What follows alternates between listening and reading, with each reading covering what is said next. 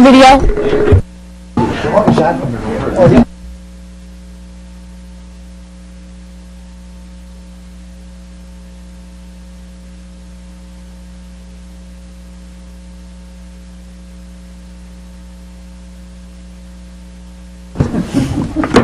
Meeting will come to order.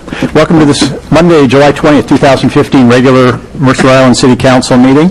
Carmen, could you call the roll? Councilmember Debbie Bertlin. Councilmember Jane Baum. Here. Councilmember Mike Zero. Here.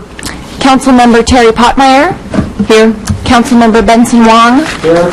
Deputy Mayor Dan Grouse. Here. Yes. Mayor Bruce Bassett. Here. Thank you very much. An item of special business. Parks and Recreation Director Bruce Fletcher, welcome. Thank you. And it's sport code, no less. For the record,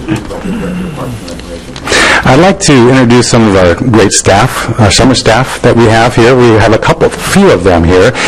Three of them which are attending colleges as Parks and Recreation major, and one is a education major, a graduate, and they bring us some really quality skills to the island. These up-and-coming professionals are taking care of the most precious segment of the population, our children. This may sound like fun and games, but when's the last time you supervised 30-plus children 40 hours a week for the entire summer? It is a lot of work.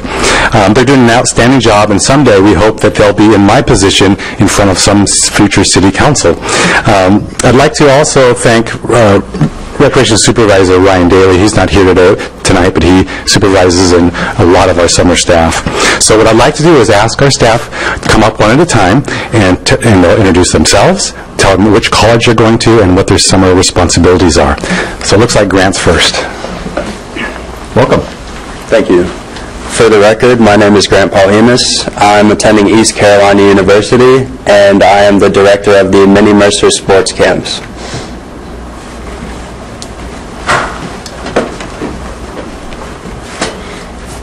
For the record, I'm Reality Cummings, and I'm the director of Camp Mercer Day Camp, which has anywhere from 20 to 35 wonderful 6 to 11-year-olds. which college? Oh, I'm with Central Washington University. Thank you. Welcome. For the record, I'm Mallory Campbell. I'm the beach manager, and I just recently graduated from Central Washington University.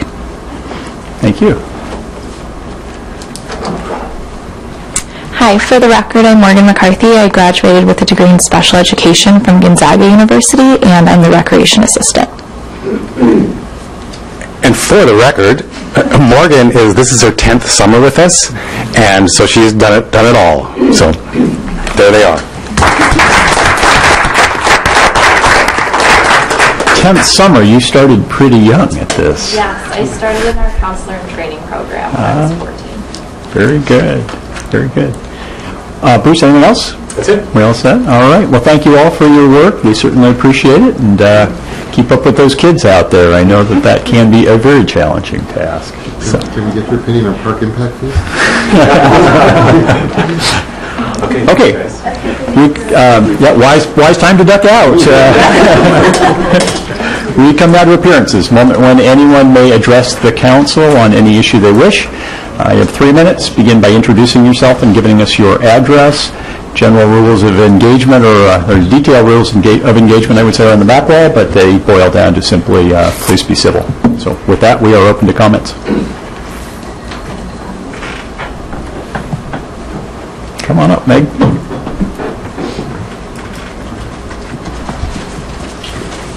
Welcome. Meg Lippert, 4052 94th Avenue Southeast.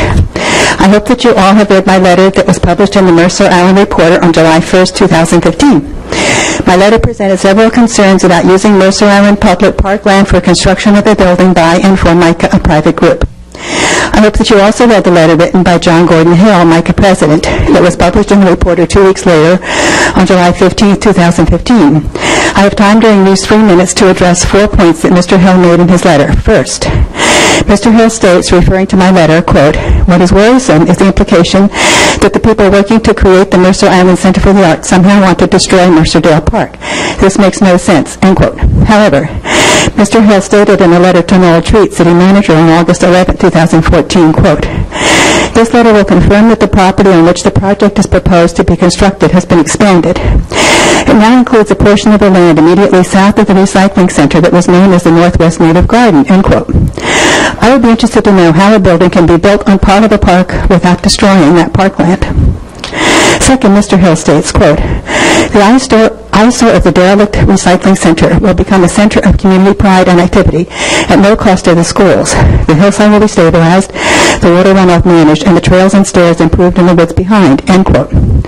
With respect to the removal of the recycling center, the school system is obligated to remove that according to the council, according to the commitment they signed in 1984.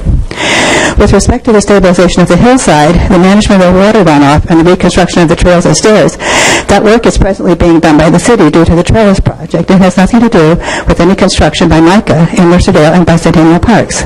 Third, Mr. Hill states, quote, "She," referring to myself, "and others have suggested the possibility of MICA being located a block north on the site of the former Heinz development, now that Heinz is withdrawn. That would indeed be an excellent site, except for the expense. To acquire the property from the current owners, who rightfully expect full commercial rates, and to build the underground parking that has been proposed at more than $60,000 a stall would at least double the cost of the project. I see no feasible way to accomplish that," end quote. However, I imagine that when City Hall and the North End Fire Station were both originally sited in Mercerdale Park, those who proposed and supported those plans thought there would be no feasible way to construct the buildings elsewhere. But due to community outrage at plans to use part of our public park for constructing buildings, feasible ways were found to resite those buildings in order to preserve and protect our parkland. Town Center land is available for purchase now. If citizens value MICA enough, they will support it in this, quote, "excellent site," end quote, and also preserve our parks. I'm going to skip my fourth point. I'm just going to say MICA would be an asset to our town center. Focus on center, not in our parks, for the reasons I stated in my letter to the reporter, which I have duplicated for the record, which I will give to Allie. Thank you. Thank you. You packed a lot in and stayed on time, so thank you very I much. just got back from China a couple hours ago. Oh, my. Here I am. That's, My top priority. that's going way above and beyond the call of duty. know. So, anyone else? Not else. I didn't even look. Do I still need to do the address thing? You do. Welcome, Tom. Okay, see you guys. It's for the record. It's not for our consumption. Tom Acker, 2427 84th Avenue Southeast, Mercer Island, Washington, 98040. I just have a favor to ask. Many of you are aware it's an election season and there's a lot going on. And, most of us are pretty decent people working through the election process. And I was hoping that there could be some sort of agreement on how to separate communication so that there isn't... Excuse me, Tom. Karen, the time, please. So that there isn't a perception of campaigning from the city council in dealing with city council issues, and propaganda versus city business. And then also I'd like to request, and I gave Noel a call earlier this week, and I just want to let the council know that since it is such an important election year for our community, and it's probably one of the more spirited elections that we've had in a long time, there's, I think, probably a record number of seats that are open, that the candidates that are challenging the incumbents have the same access to materials, with the exception of the executive committee stuff, that a current council member would. Every time I need something, I don't want to run down and burden Allie's not here, but Allie, with a Freedom of Information Act or a PDC request. It isn't likely, and in the spirit of fair competition, I think that the council would embrace setting up sort of process and infrastructure that we would have the same access to information that the council has. And I know that you all get our there's a rule of maybe an hour per council member per month, and I don't know how to do it, but I'm formally requesting that there be some type of process for us to get access to information. It just seems appropriate. And then I know that parks have become a really big issue lately for a lot of reasons, including the community maybe looking at impact fees and so forth. And Micah's in there as well, and I'm still a supporter of Micah, don't get me wrong, and I know there are a lot of loose ends to work out, but I'm curious, are there any other public lands that the council is looking at selling or in the process of selling? I got an email this week from a concerned citizen about something, and I just want to know what's on the books. So that's it. I hope you all are staying cool, and I look forward to talking to all of you as we go through the election process. It's going to be a fun time. No matter how it ends up, the community is going to be in a much better place. Thank you. Thank you. Anyone else? Okay, with that, I'm going to close public comments. Tom, and for other candidates, Karin, I know we have an email list of folks who do receive the council packet at the same time that the council gets that. And if you're not getting that, I would encourage you and other candidates and anyone in the public who's interested in that to get onto that list. So absolutely, I can do that. This is more like when the transportation study comes and we get it and stuff like that. Pass that information on to you. We can certainly talk offline more if you'd like later. We moved out of minutes. We have two sets of minutes. Is there a motion? I move to accept the City Council minutes of the regular meeting of June 15th, 2015. Second. Any changes? All in favor signify by saying aye. Aye. Opposed? Motion carries. And I move that we accept the City Council minutes of the regular meeting of July 6, 2015. Second. Changes? All in favor signify by saying aye. Aye. Opposed? Motion carries. Move to the consent calendar. We have payables and payroll. Is there a motion to accept the consent calendar? I move that we accept the consent calendar. Second. I have a question on set 1, page 22. I know you sent these you sent a couple questions. Yeah, and I appreciate the one question, but I don't think with Bruce here, we might have an opportunity here to get it answered real quick. Mike, why don't you go ahead and ask your question? Okay, yeah. So, no, the question I have is on set 1, page 22, the ride the duck expense. Yes. And I kind of suspect that's a for-fee funding pass-through entry. That was part of that. That was for a volunteer appreciation event, and then half of that, I understand, has been reimbursed to the city by staff that went to the event. So that's how that'll work. So half that amount has come back, but the other half was for a volunteer. So what volunteer appreciation was it? That was for YFS. Okay, will you give me, if it's the council's desire, what are all the volunteer, what are all the volunteer appreciation events that we run?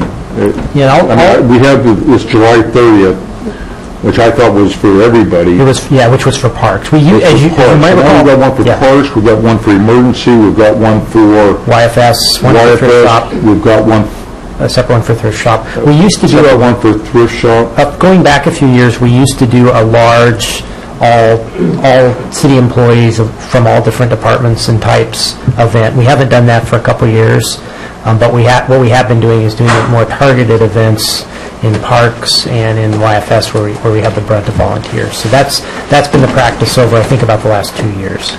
Well, I must have been snoozing at the microphone here. If it takes more than an hour, I'd like to know how much all this stuff is costing. Yes. Is that quickly accessible? Yeah, I think we can get that for you. Okay. Yeah. Sure. Could I make a suggestion? This is something I brought up at a couple of planning sessions ago about how do we recognize volunteers in the city, and this might be a good thing to put on our next planning session. It's a ways away, but so that we can perhaps consolidate or revamp the way we recognize volunteers in the city.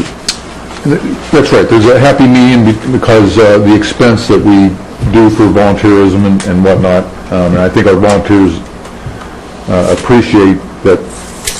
Their appreciation, we don't want to drive up taxes or anything, but if it's not too much trouble, which it sounds like, if you'll just kind of filter on volunteer appreciation expenses, and I appreciate that. Okay. Thanks. All right. Well, not exactly consent calendar at this point since we conversed about it, but I figure we're doing well here. So, consent calendar, all in favor signify by saying aye. Aye. Opposed? Motion carries. We'll move to regular business. Agenda Bill 5091, Parks Impact Fee. Welcome, Scott Greenberg. Thank you. Scott Greenberg, your Development Services Group Director. In a moment, I'm going to turn over the presentation to our consultants, but I thought what I would do is give you a kind of bigger picture of the three types of impact fees the Council has asked staff to look into and provided some resources to bring in some consultants where necessary. So I just have two slides. The first is, I put parks impact fees and transportation impact fees on the same slide. Tonight, we have parks impact fees before you, and we will be looking for your direction on several questions and whether to proceed with the rate study. At your next meeting, August 3rd, we'll bring the same thing to you, but this time for transportation impact fees. We tried to get both consulting groups together on the same evening, but one could make it one night and the other couldn't, and vice versa. So that's why we ended up splitting it up between two different nights.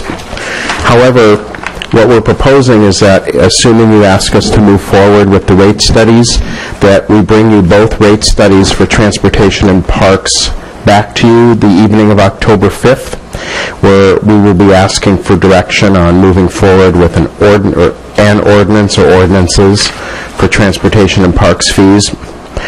Assuming you give us that direction, we will be going to the Planning Commission for a public hearing and potentially for a recommendation the evening of November 4th.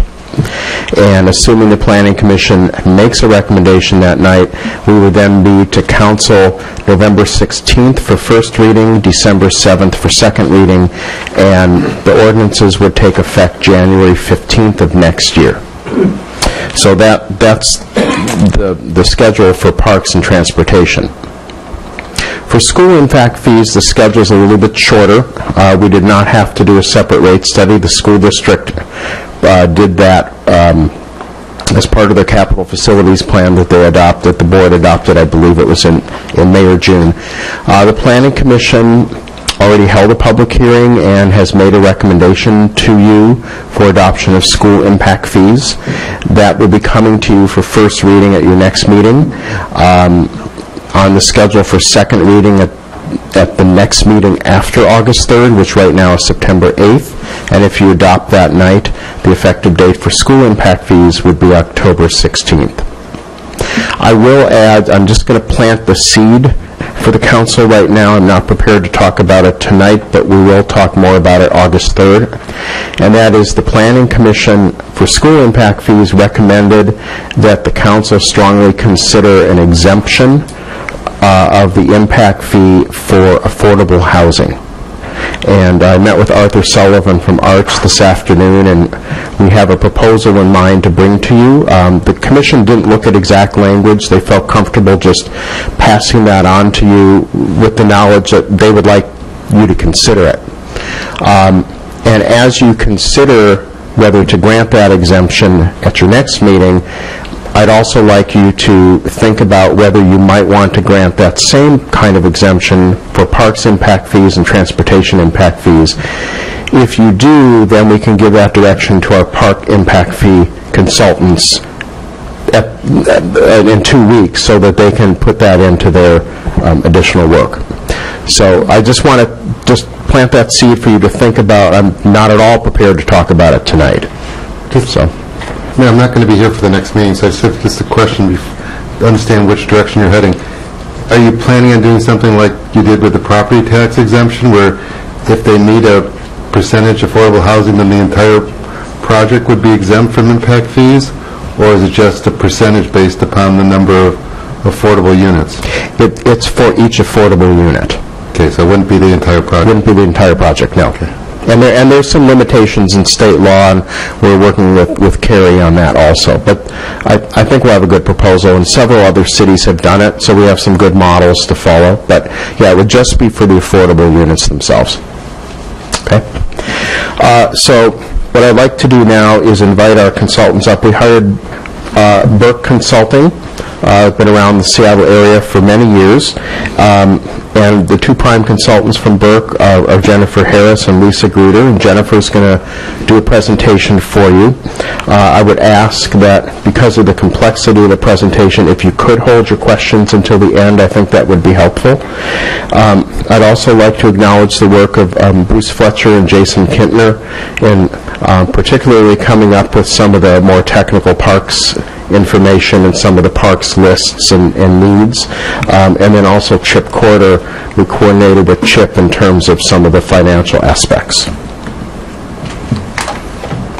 And when Jennifer's done, I'll come up to tee up the questions for your discussion, and then we're both available to answer questions as well as Bruce and Lisa.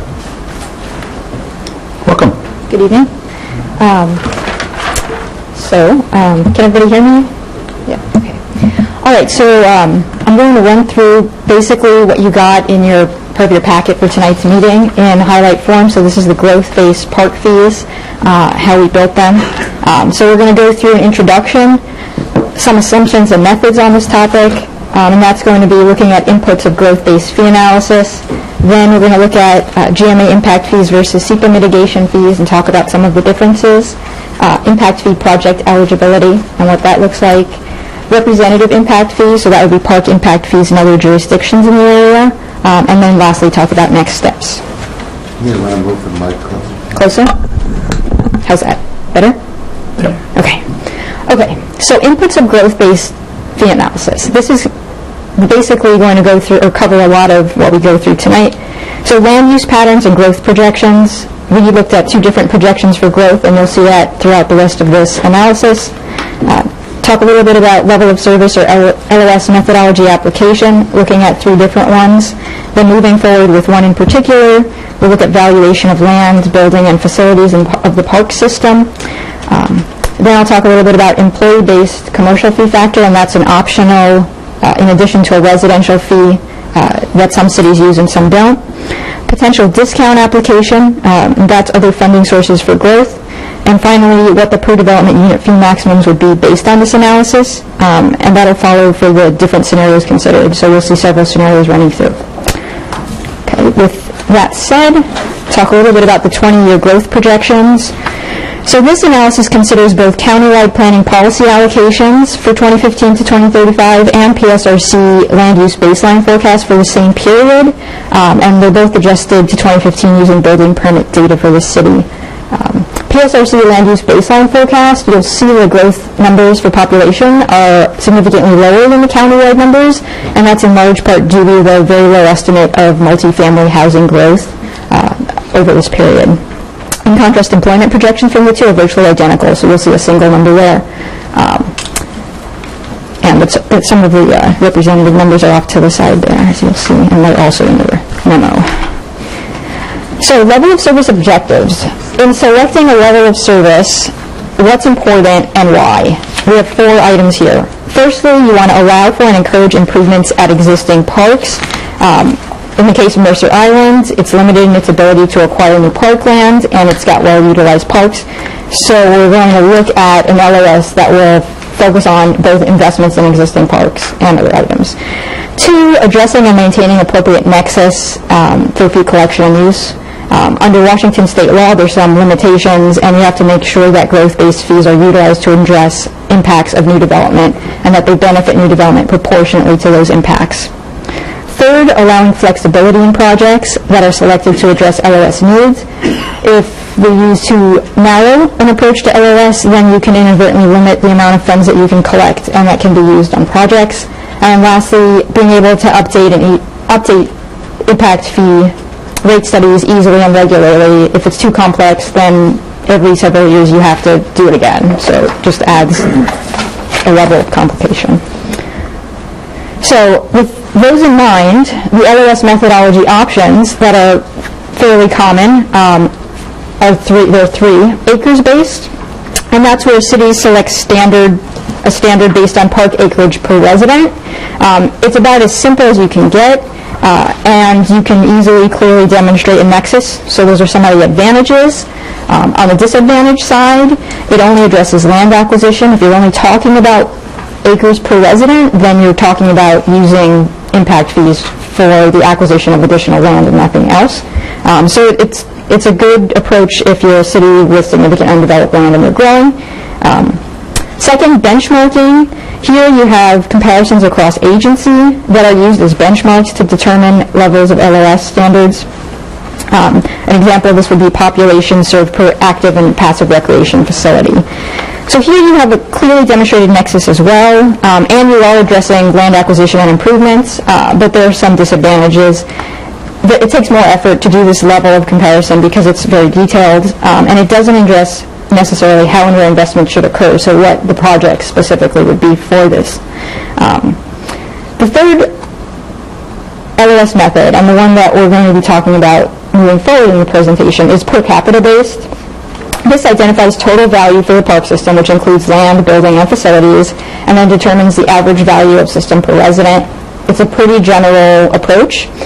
It's simple to develop. You can use it to clearly demonstrate the nexus, and it addresses land acquisition and improvements to buildings and facilities. It doesn't address how your investment should occur, and we'll touch on that later. That means you have to build up your projects that you're going to connect with the fee using it, and it's subject to some volatility of land values.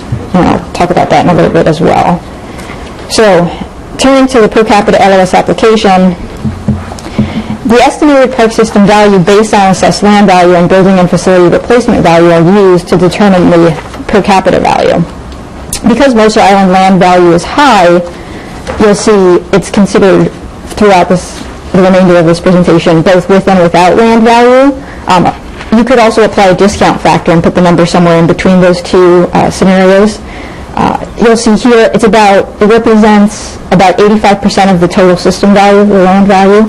So it's a pretty large portion of the overall system value and the per capita value. Okay, now I'm going to turn to commercial growth-based fees and touch on it a little. As I mentioned briefly earlier, parks LOS measure development in relation to residential population to be served. Now, some jurisdictions have incorporated an employment component, and that allows them to incorporate commercial development impact fees into their impact fee program. It can be advantageous to do this if you have employment-related growth that represents a large share of your overall growth. You can also do it in a section of your city, looking at projects that are a subset of projects where employees are using those parks, where those projects will occur. So a little bit on the mechanics of the process for employee-based fees. It's a little different. There's a little bit of added layer. Employee-based fees are determined by converting employees to resident equivalents based on the time employees on average spend at employment locations. So you'll have kind of a weighting down of your overall numbers where your 2014 number of employees gets lowered by close to 50%, and the same in the growth projections for employees. Now, if employee rates are developed, then we'd also look at applying a similar methodology to the residential rate for the purposes of consistency in the analysis. Other funding contribution discount. Now, state law requires that cities financing for system improvements to serve new developments must provide for a balance between impact fees and other sources of public funds. What this means is impact fees can be the sole source of funding for system improvements that address growth impacts. However, there's no specific requirement regarding exactly how this balance is achieved, so there's some flexibility inherent to the process, and policy considerations can come into play there. The City of Mercer Island's draft comprehensive plan includes some anticipated real estate excise tax revenues, and that could be a source for that balance that's required by law. At any rate, some source of revenue would need to be considered and integrated into the analysis. What we do here is apply a 25% and a 50% additional value of the system value needed for growth, or excuse me, of the value needed for growth, to show you, to give you an idea for illustrative purposes of what that might look like, but there's nothing hard and fast about those numbers. So, I hope these aren't too small, but this is also in your packet. For the King County-wide scenario, the value needed for growth after applying these discounts range anywhere from $4.7 million for considering value without land, applying the larger 50% discount rate, to roughly $46 million for value with land, and applying a 25% discount rate. So those are the numbers, two of the extreme numbers in green, in a green square on your slide. It's a large range. Again, the value of land is 85% of the overall system value, so you'll see some huge shifts based on that. Can you just, and this is on page 40, by the way, can you just sort of walk through these columns, because just line by line so we can understand this is, I mean, it comes naturally to you, but this is a little bit tough. Fair enough. Okay, so you start out with the current... Which column are you in? So let's start at the top row. Current value per capita. So you see a current value per capita here that's based on the total the total system value for the for the second and third columns. I wish I had a red laser marker, but for the second and third columns up there, the middle two columns, you'll see value with land included, and you'll see the current value per capita with that land included. The last column, that's based on the 2014 populations? 2014 values and 2014 population? Correct. Okay. For the value without land, you'll see a much lower number to the right there. So the two middle columns are showing you values with land, they track to the value with land. Your last two columns track to the value without land. Now you'll see the top set of rows is the King County countywide planning policies projection and the corresponding employment residential equivalent growth that we projected.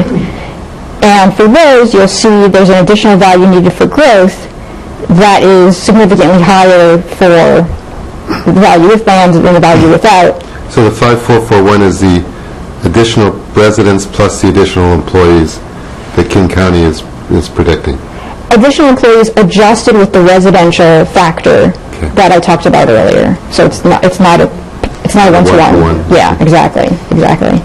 Okay, now the percent discount range, I mentioned that we were using 50% and 25%, so you can see those, that just an idea, to give you an idea of the range and how the discount factor functions. And then we just turn the percentage into the raw number.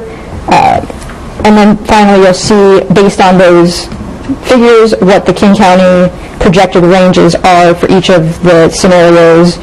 That's the one with land and the ones without land. And you can view this as, again, just showing the range and representative. There's a lot of value from the lowest to the highest, but it's to give you an idea of some of the flex of this and also some of the constraints. So again, for the PSRC numbers, it follows. Before you go there, do you get to this net per capita investment needed for growth range? That's the number you're referring to, 5639 and 8459. So that would be the park impact fee that we would be assessing for every. No. Okay, I'll get there. That's coming up. No, sorry, I skipped that one. But that's the per capita investment needed for growth range. You don't assess it because you don't assess on people, you assess on development, and there's a ratio of like average number per household if it's single family, multifamily, and then a similar kind of calculation for commercial. I will get to that and explain that shortly. But again, that's per capita, it's not per development unit. And so that'll be the next step. Okay, but just, again, I'm just trying to understand that. I understand. We're going to bog down badly if we... I can go, I'll just show you the next slide because it's on there, I think this will satisfy where you're going. So growth-based fee maximums, they vary by scenario and whether the fee is for single unit or multifamily unit or commercial development. And here's where we translate that per capita number into a per development unit number. And then again, you'll see here the same structure. So we start here at the top with the net per capita investment value needed for growth range. That was at the bottom of the last slide, or the bottom row for each scenario. And then you'll see their average household sizes for both single-family and multifamily, and those average resident equivalents per 1,000 square foot of commercial development. So using those factors, we then determine what the fee range would be per development unit, and those are the numbers in the shaded or the colored boxes.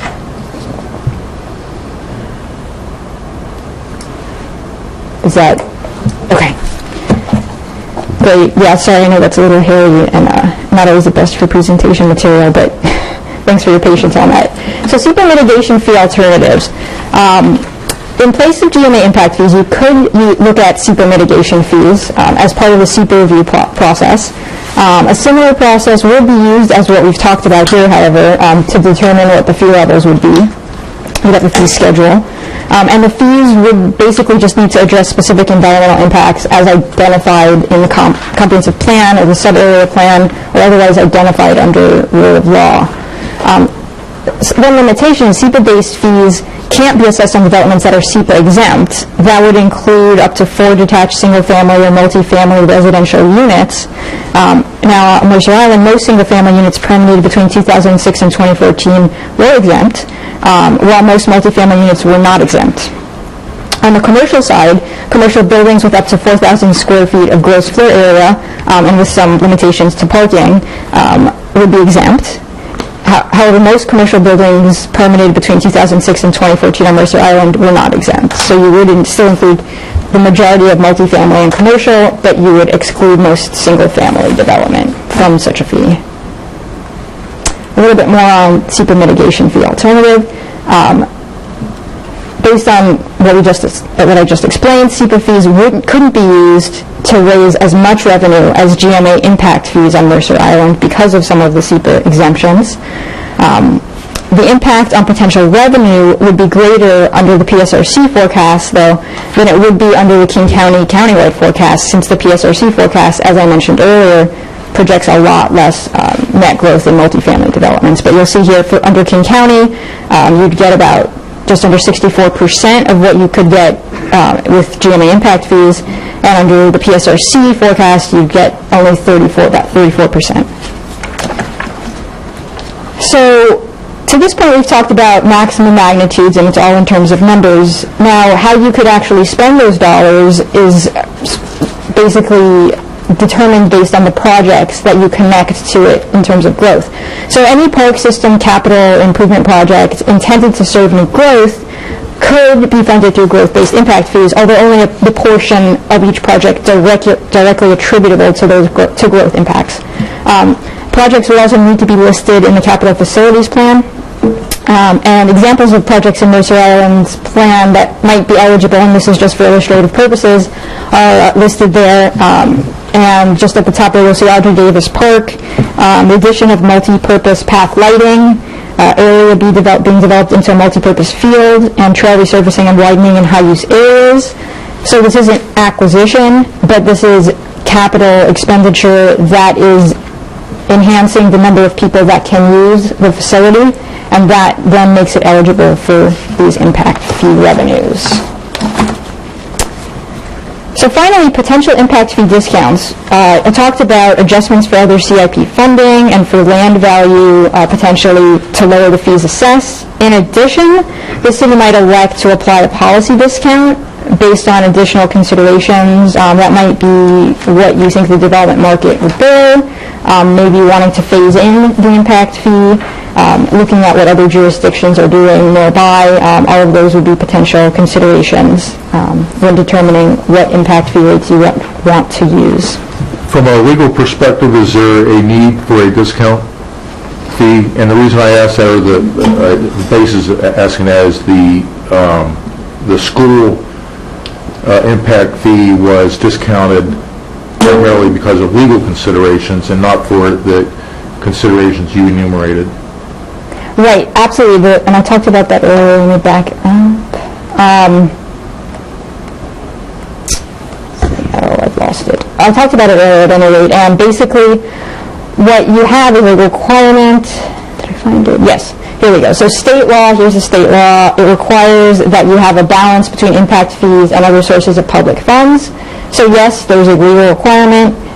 Impact fees can't be the sole source of funding for system improvements that address growth impacts, but there is no specificity to that requirement. So how you achieve that balance, you have a lot of flexibility, but you do need to contribute other sources.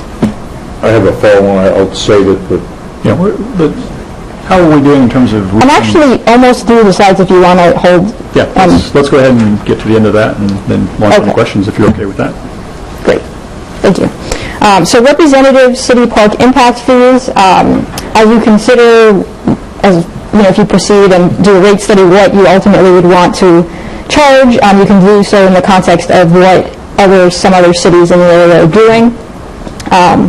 Keep in mind, though, that these fees reflect local plans and local policy-based adjustments, so they went through a process similar to the one that we described, determining their LRS and calculating, using one method or another, what their impact fee maximum could be, and so forth. But you'll see a pretty significant range. The low end, Bothell, the highest end, Issaquah.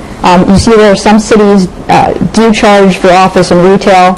Others don't for their park impact fees, so there's a range of what different jurisdictions are doing. This wasn't in our packet, was it, that table? No, I didn't see it. No. Scott, could you get that circulated to us when you have a chance? Sure.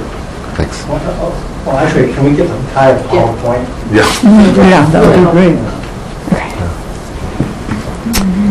So now that I've gone through all that weighty content, next steps, if the city chose to move forward with developing park impact fees, the analysis that I've just covered could be used as a foundation for preparing a rate study. Conducting the park impact fee rate study would also include refining the preferred level of service and impact fee approach, preparing a list of impact fee eligible projects, and conducting detailed analysis of proportionality and balance, as we discussed. Additionally, an impact fee ordinance and impact fee collection and the administration of an impact fee will need to be developed, or plans for the administration.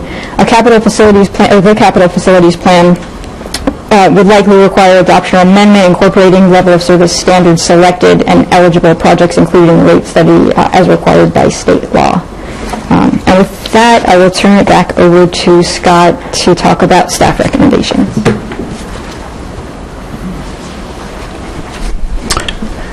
Thank you. In your packet, page 2 of the agenda, Bill, we've teed up 7 questions for you, starting with the first very general question, which is, should the city impose SEPA mitigation fees or GMA impact fees? So it's kind of if you say SEPA mitigation, it may send you down a different path. Second question is, which methodology should be used for the level of service? Scott, can you just pause for a minute? So I know there are council members, starting with Mike, who have questions for Jennifer. Was it Jennifer? But I want to make sure we're at the right stopping point when we do that. Is your thought to just iterate this list of steps, then go to questions, and then launch into a process of working through the questions? Is that what you're trying to do? Yeah. Okay. That's okay.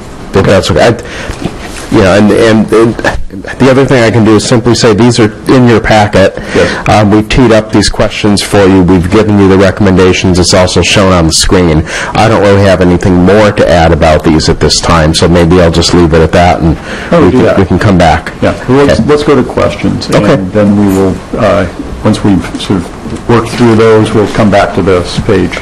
All right, Mike, you get the Patience Award. You're up. Thank you, Mr. Mayor. So, Jeff, on that legal question, the consultant for the school impact fees had them scared to death about the nebulous area of where you could get sued. So that's what I'm asking. And do you recall what that was? They recommended a 25%. Was it a 25% discount? Yeah. Was it 25%? So the consultant said, who knows, but 25% is your legal in the bank safety factor.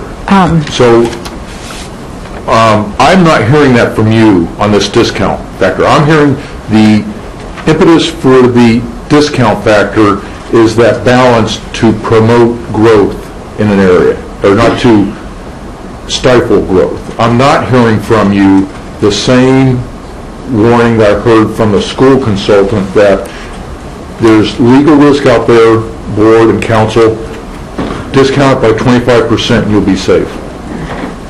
I haven't seen any case law directly on point, so I can't tell you definitively what the threshold is. I'm not sure where that number, 25%, was coming from in that case. I just haven't seen any particular minimum standard discussed. Okay, that's good enough for me. Reiterate again what the council needs to consider in the discount rate, or for the discount rate. So the council basically would need to develop some kind of assessment that balances, using the council's discretion, that balances impact fees with other sources of funding for growth-driven improvement needs. So for instance, are we talking about other taxes, benefit district taxes? It would be anything that you could use for capital improvements for parks, you would be able to use. So there's no particular revenue stream that you can't have to use. It's just based on what those revenue streams are permitted to be used for, rather than anything under the impact fee specific rules. Okay, I have other questions, Bill. Okay. Before we go there, I hesitate to weigh in, not being a lawyer, but I'm guessing that the school district's attorneys would probably disagree with Mike's characterization of... That's what I heard, Bruce. Well, that's just what you heard. He's right. That's what they said. They said they were scared to death? No, scared to death isn't the thing. Okay, that's what I'm a little bit concerned about. They felt the 25% was a safe. Safety measure. I did, and Mike, I didn't hear it, so, but I... Yeah, and that advice did come from the district's legal counsel, so that was the source. But that's not what I'm hearing from her, from Jennifer. Yeah, it's a different statement. Different issue. Yeah. So, Spencer, I'm going to suggest, just because there's a lot in this material, so I'm going to suggest, Mayor, that maybe the questions be focused, perhaps, since Mike has raised it on the issue of discount, and then we go from issue to issue as opposed to jumping around. I was going to suggest something different. Okay. But my thought was, if we had, and I appreciate that consultants and Scott have teed up a logical order to the questions here, where if we don't pass the first question, the second question becomes irrelevant. So my thought was perhaps we focus our energies on question number one and then work down the list. That's fine, as long as there's some order. Makes sense. Yeah, I was going to just suggest something similar, just because there's a wealth of different ways to look at this and lots of questions to ask, but the key component tonight is to get the information you all need to give us a thumbs up on the next step. That's the most important. But Spencer, I appreciate that you're trying to figure out how to make sure we're not just going every direction, every which way. So, with that, council members okay with starting at the top of the I have one kind of overarching, please, high-level question, just anticipating that we're going to be talking about streets as well. Will we be looking at discounts and the same kinds of issues with streets as we will with parks now? I believe we will. I think that the transportation consultant is getting at it a little different way, but it has the same outcome. Because I'm looking at, there's one homeowner who's going to have fees, and what's the impact going to be on that one homeowner? We've got schools, parks, and roads. So I just want to make sure we keep in mind the fact that there's that one homeowner who's going to pay up. And Scott, just maybe this will help a little bit too, since there's some concern on the discount. My understanding is we don't need to land a discount rate tonight for purposes of launching the fee study to take us to the next step. Am I right in that? That's correct. Okay, great. Yeah, and we can leave the 25 and the 50, and we can come back to you with rates based on those two discounts, and then you can have that discussion in October. Well, it's too. 0, 25, and 50, right? I mean, you're jumping to be 25. What I hear is... It can't be 0. It can't be 0. But we're confusing the discount here, folks. The discount the term is difficult. The discount has nothing to do with what the school district said. The discount was purely because of what Jennifer has said, is that under state law, you need to take into account other sources to pay for these projects. You can't just pretend that everything's paid for from new development. And so what she has said is that we can assume that we're going to get 25% of the cost paid for from other projects, from other sources, such as REIT, such as CIP. We can assume 50%. We can assume 75%. We can assume, but it's not we need to come up with something, because the state does not allow us to pay for the entire cost of projects like we saw in one of the last slides from new development. We can only pay for a part of it from new development, and we have to pay for the rest of it from other sources. And we have to have a credible showing that we are actually paying for part of it from other sources. Well, I mean, the meaning of the term in this case is not the usual meaning of the term discount. It's just different. The part seems to me it's between 1% and 100%. Is that technically? You're right. Okay, so technically, let's have the min would be 1%, the max, I guess, would be 100% or 99%. Yeah, go ahead. I would say your lawyers might tell you 1% might be pushing it. But as much as I say there's room, there's that word balance. So there's nothing that's indicating it's definitely not allowed to do 1%. It's a question of how much you kind of want to push the outer limits of what you can do, I think. Well, see, that's why I brought up the school thing. The school thing, we've been sensitized to the legal threat of impact fees being discounted in the wrong sense for schools, and came up with 25%, as you'll be super safe at 25%. So that to me means that since you just voiced some concern with legal issues, but up to that point there wasn't any nearly the degree of legal concerns that I heard from schools, which gave 25%, which implies to me that we're closer to 5%. I don't think we need to resolve. Yeah, so I see a list of, 7 things here? Yes. And I would suggest that we start at the top of the list. I think it seems as if there is a logical flow to this. So, Scott, can you reel us back and frame this for us, please?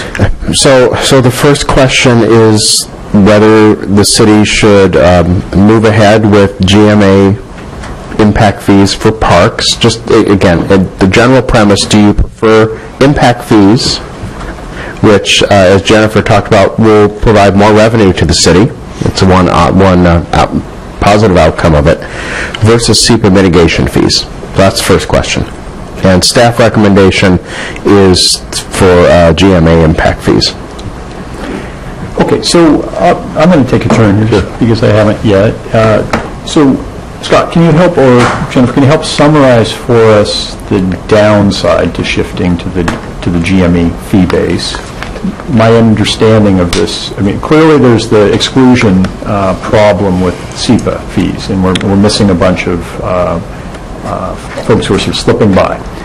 But the GMA fee approach seems to have greater complexity to it, and potentially other issues in terms of the sort of bureaucracy that we create by doing this. Can you help us understand what that trade-off looks like?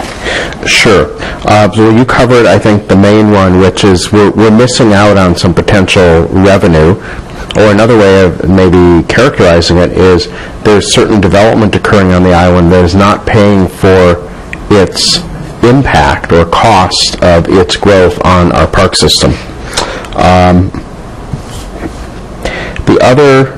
Another disadvantage of SEPA mitigation payments is that when a payment is made, So let's say there's a development and through the SEPA checklist process, so this is a development that is subject to SEPA. We do the analysis of impact.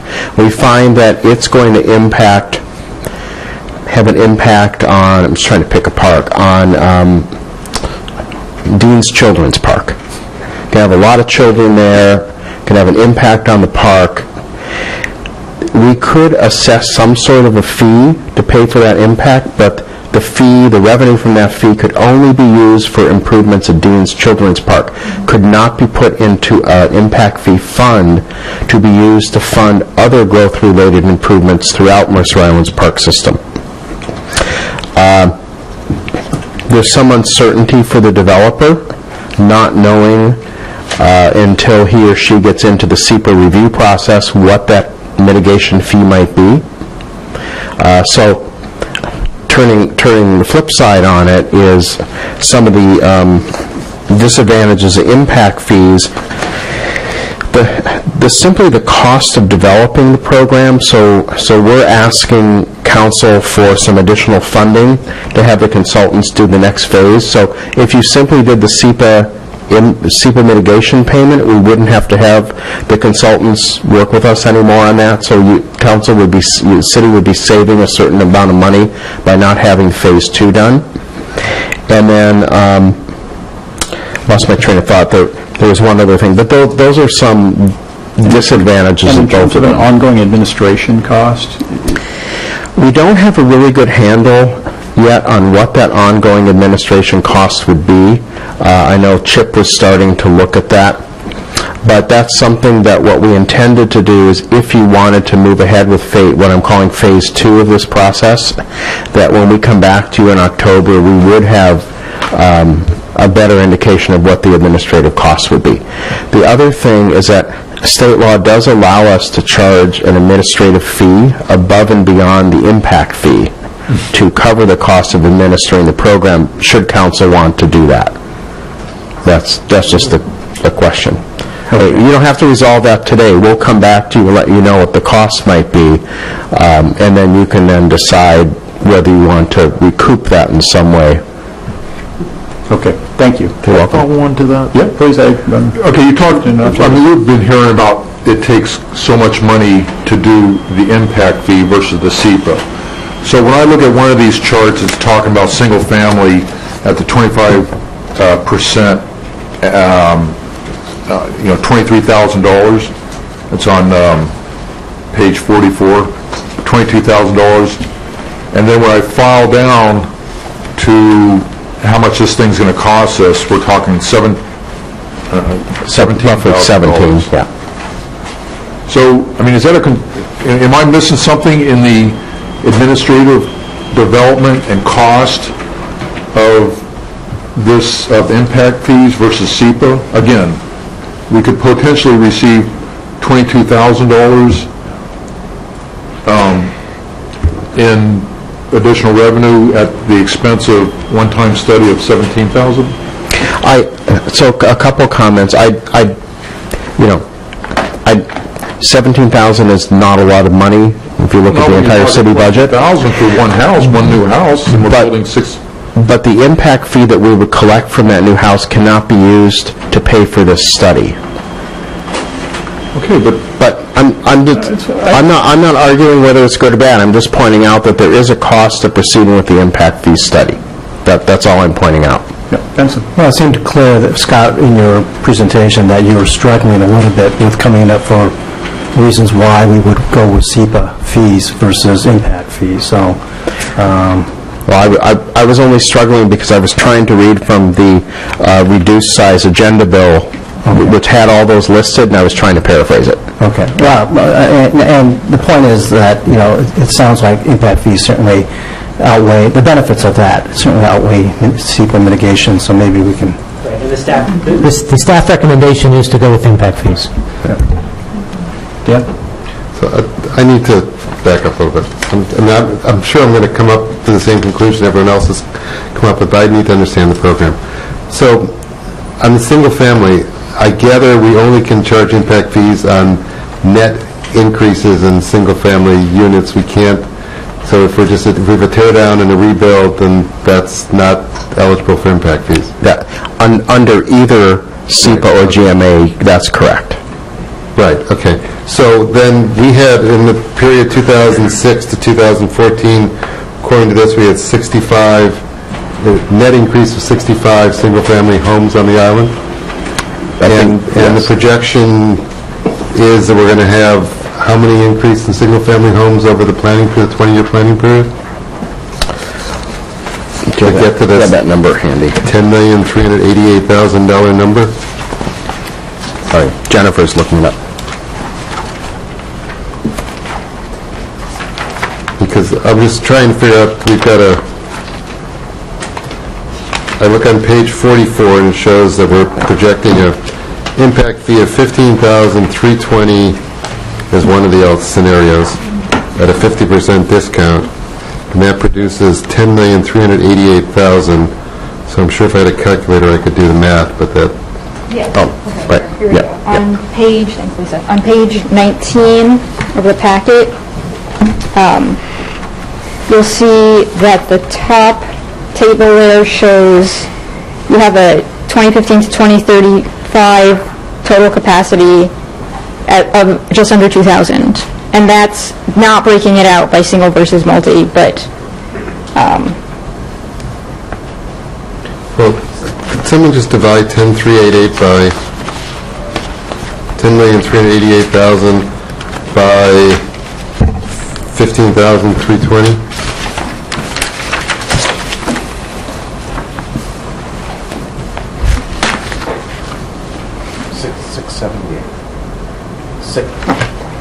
$678. Okay, and I'm sure there's a basis for that number, but I would be concerned if we've only got a net increase of 65 in the last 8 or 9 years, that why we would project an increase of 650 over the next 20 years. That seems a stretch somewhere here in these numbers. So I worry. Yeah, that's from the countywide planning policy. I understand that, but then you have to reply reality on the ground, because what I don't want us to do is get stars in our eyes here and say, oh yeah, we got to do this, and we're going to raise $10 million off of single-family developers or some other number, but it's based on an assumption which may have some problems with it. Okay, so I think we need to look at that somewhere in this process, make sure we got our assumptions right.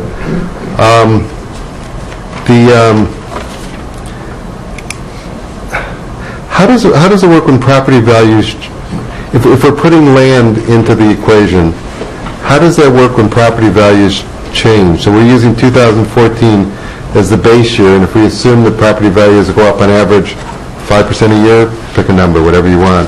How does that, do we have to readjust the formula every year, or how does that work?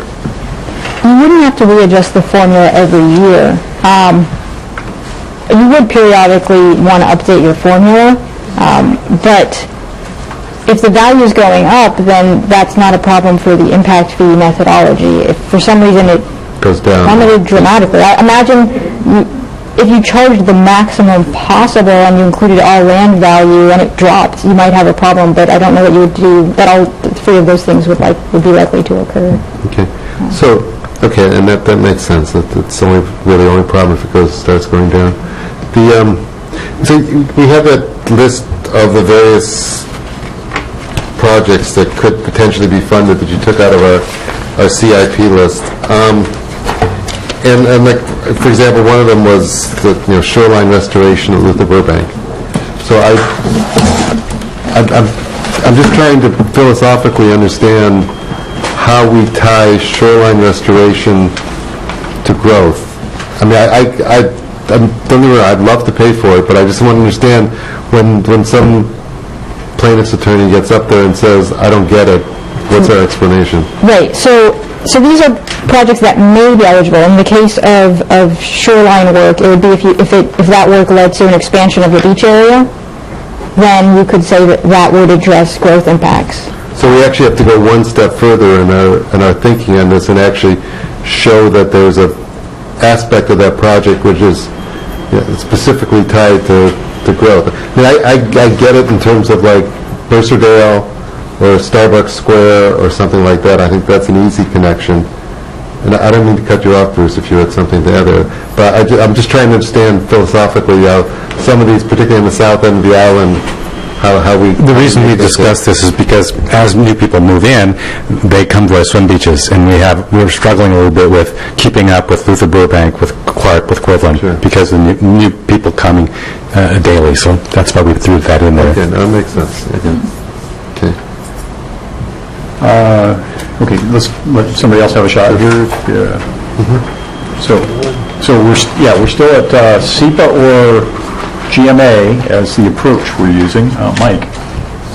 Kind of to Dan's question, and maybe I don't understand Exhibit 2, page 41. So what we're saying on Exhibit 2, page 41, and the reason I ask, I don't, when I roughly do the numbers, we're talking about such big numbers here on the upside. I don't know how that would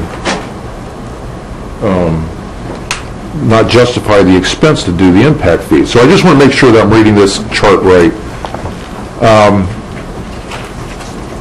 So for instance, on the 25% discount, free range per single family unit, if we were to adopt this, we would get for every new single family unit, it would be $23,000 they would pay in impact fees, right? Or no? At the 25%, using the value of land, buildings, and facilities. Right. Theoretically, you could charge that much. And that's what it says, 25%. Right. And if it was 50%, which would make it super duper safe, 15%. So I asked the question, even at 65 new dwellings at $15,000, I mean, that's a ton of money. Not meaning that we're going to get that, but it's still a ton of money, which pales in comparison to me on how much the study would cost and the additional bureaucracy.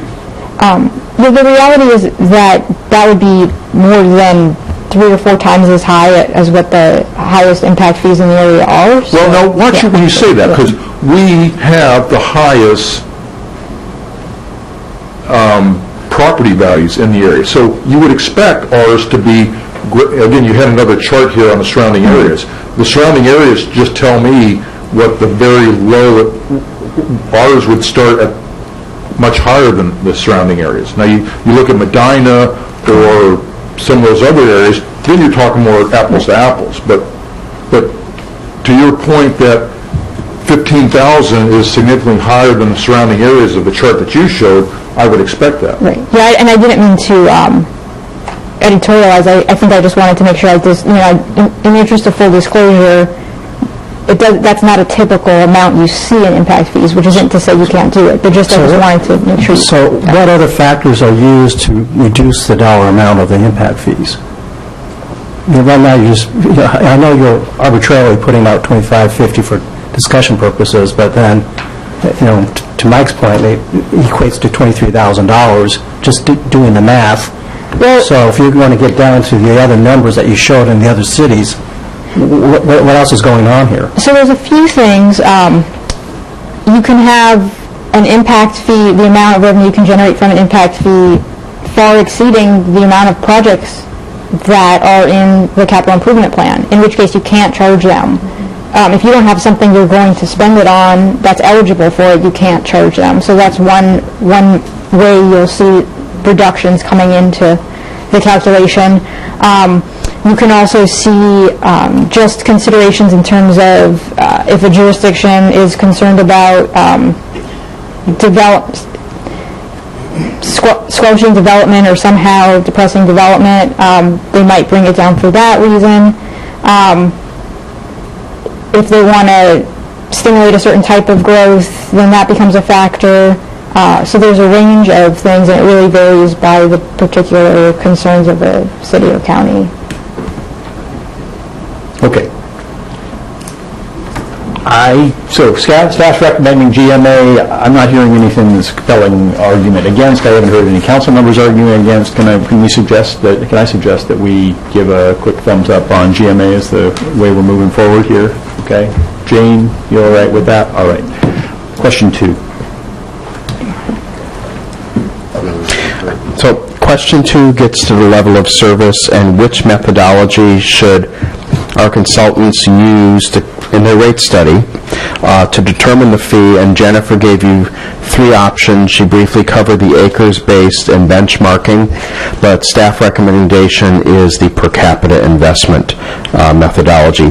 The main reason for that is, as Jennifer mentioned, the acres-based methodology is better used in a jurisdiction that is actually buying land for parks. So a newer city that's expanding and buying land, that would be a good methodology for them to use. Here, as you just had some discussion about, our park improvements are mostly to existing parks to help expand the capacity of existing parks so they can handle more growth. So that's why we're recommending the per capita investment method. Any questions about that? Seems fairly straightforward for us. Benson, you got a question? Mike, you got a question? I just have a question on the benchmark. I thought I read in the materials that Mercer Island is currently using benchmarking or something like that. Is that correct? In the parks plan, and there are probably people here that know more about it, so did you guys want to speak to it, or I can? I'll just say that it's explored in the parks, in the parks literature that's out there as one of the possible LOS. There are several LOS methodologies that are explored, but in the parks plan, but none is unequivocally put forward as the definitive LOS. Correct me if I'm wrong. Okay.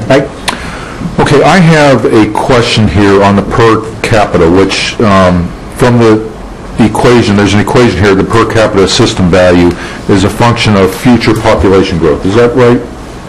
Can you say that again? So the per capita program or option,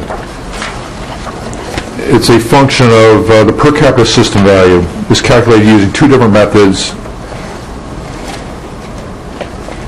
It's going to be based upon growth projection.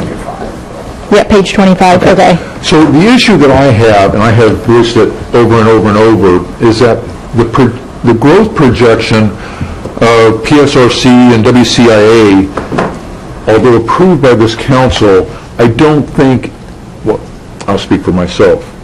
This is the 6th question. It's not my vision. It's not my vision for the island. So if we adopt a growth vision that's significantly less than the PSRC and and WCI dictates, what happens to the per capita system? So for the additional value needed, it would come down proportionally to the reduction in the number of people in your projection, because your need would be reduced if you're projecting fewer residents and possibly employees if they're included. And that concerns me that the council paints themselves in a corner by looking at all this money if we adopt grandiose population estimates, the WCIA and PSRC population estimates.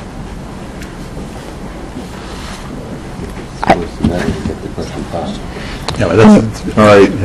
I think that's a separate question. What assumption? Benson? One thing, can you just explain to me why, this addition of land value or excluding land value, what's the reason for excluding land value? It's question 4. Is that question 4? Oh. Hey, I'm sorry. Jumping ahead. I don't jump that far ahead. So should I hold on that? Or hold on now. Okay. So we're still question 2. Anyone else on question 2?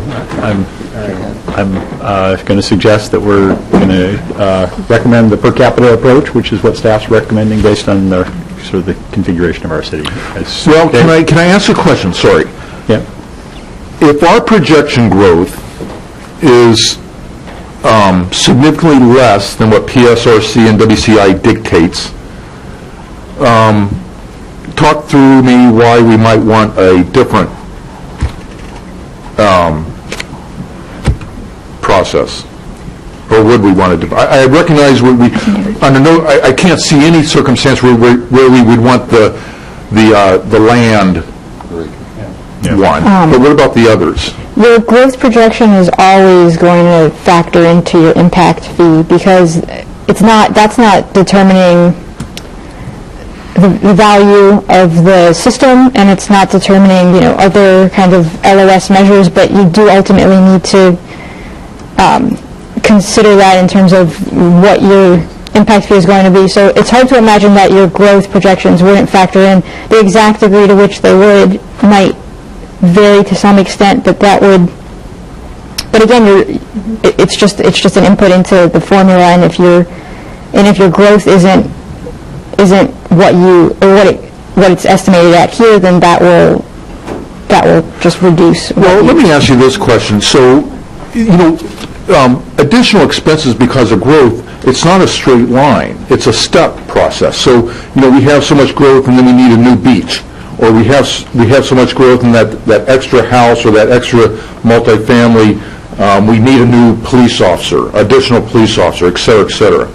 So, couldn't you develop a package and a survey to where these step increases were going to happen? We're right at the tipping point in so many different levels of services.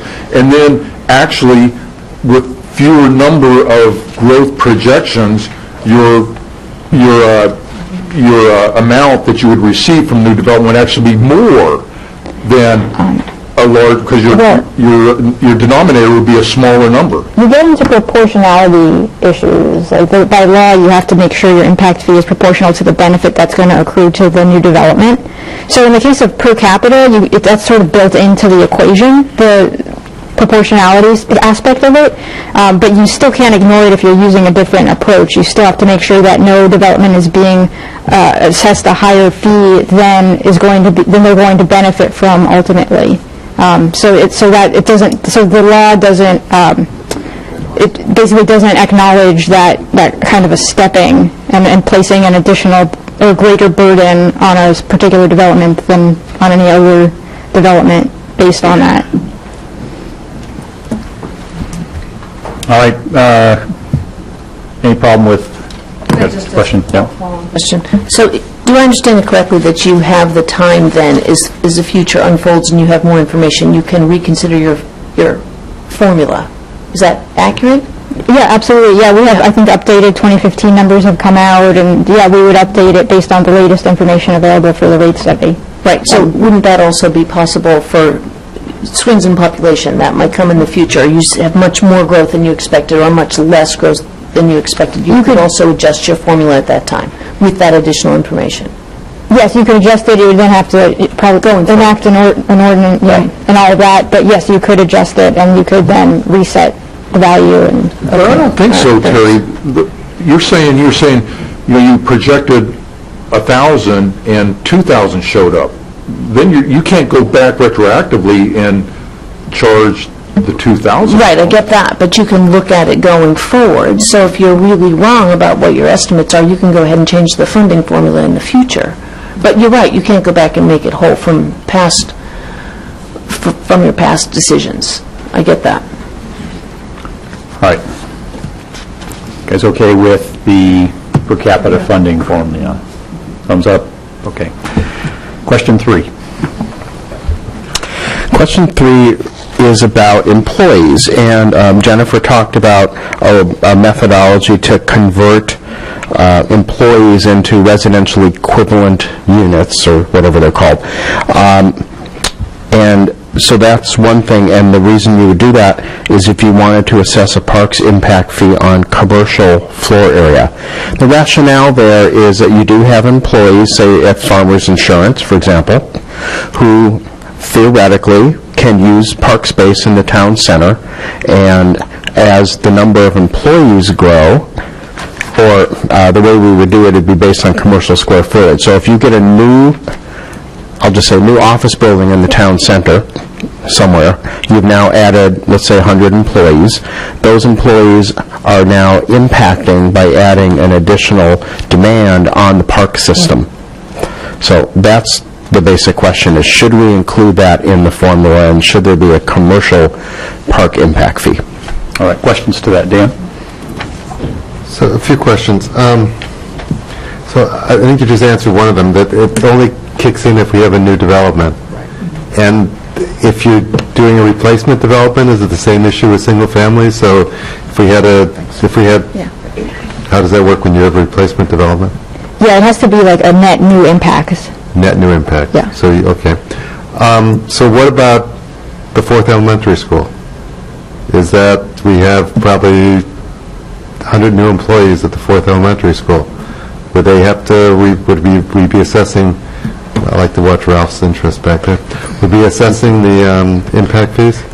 I would say it depends on how you define commercial. So if you didn't want to assess it on a school, then I would believe you could define it so that schools are not included.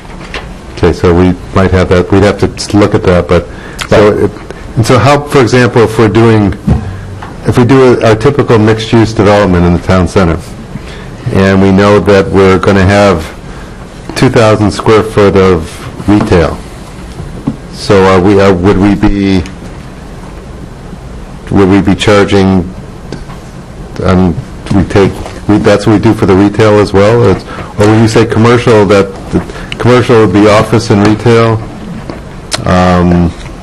Or, for example, if we had a new hotel in the town center, that would be presumably all commercial?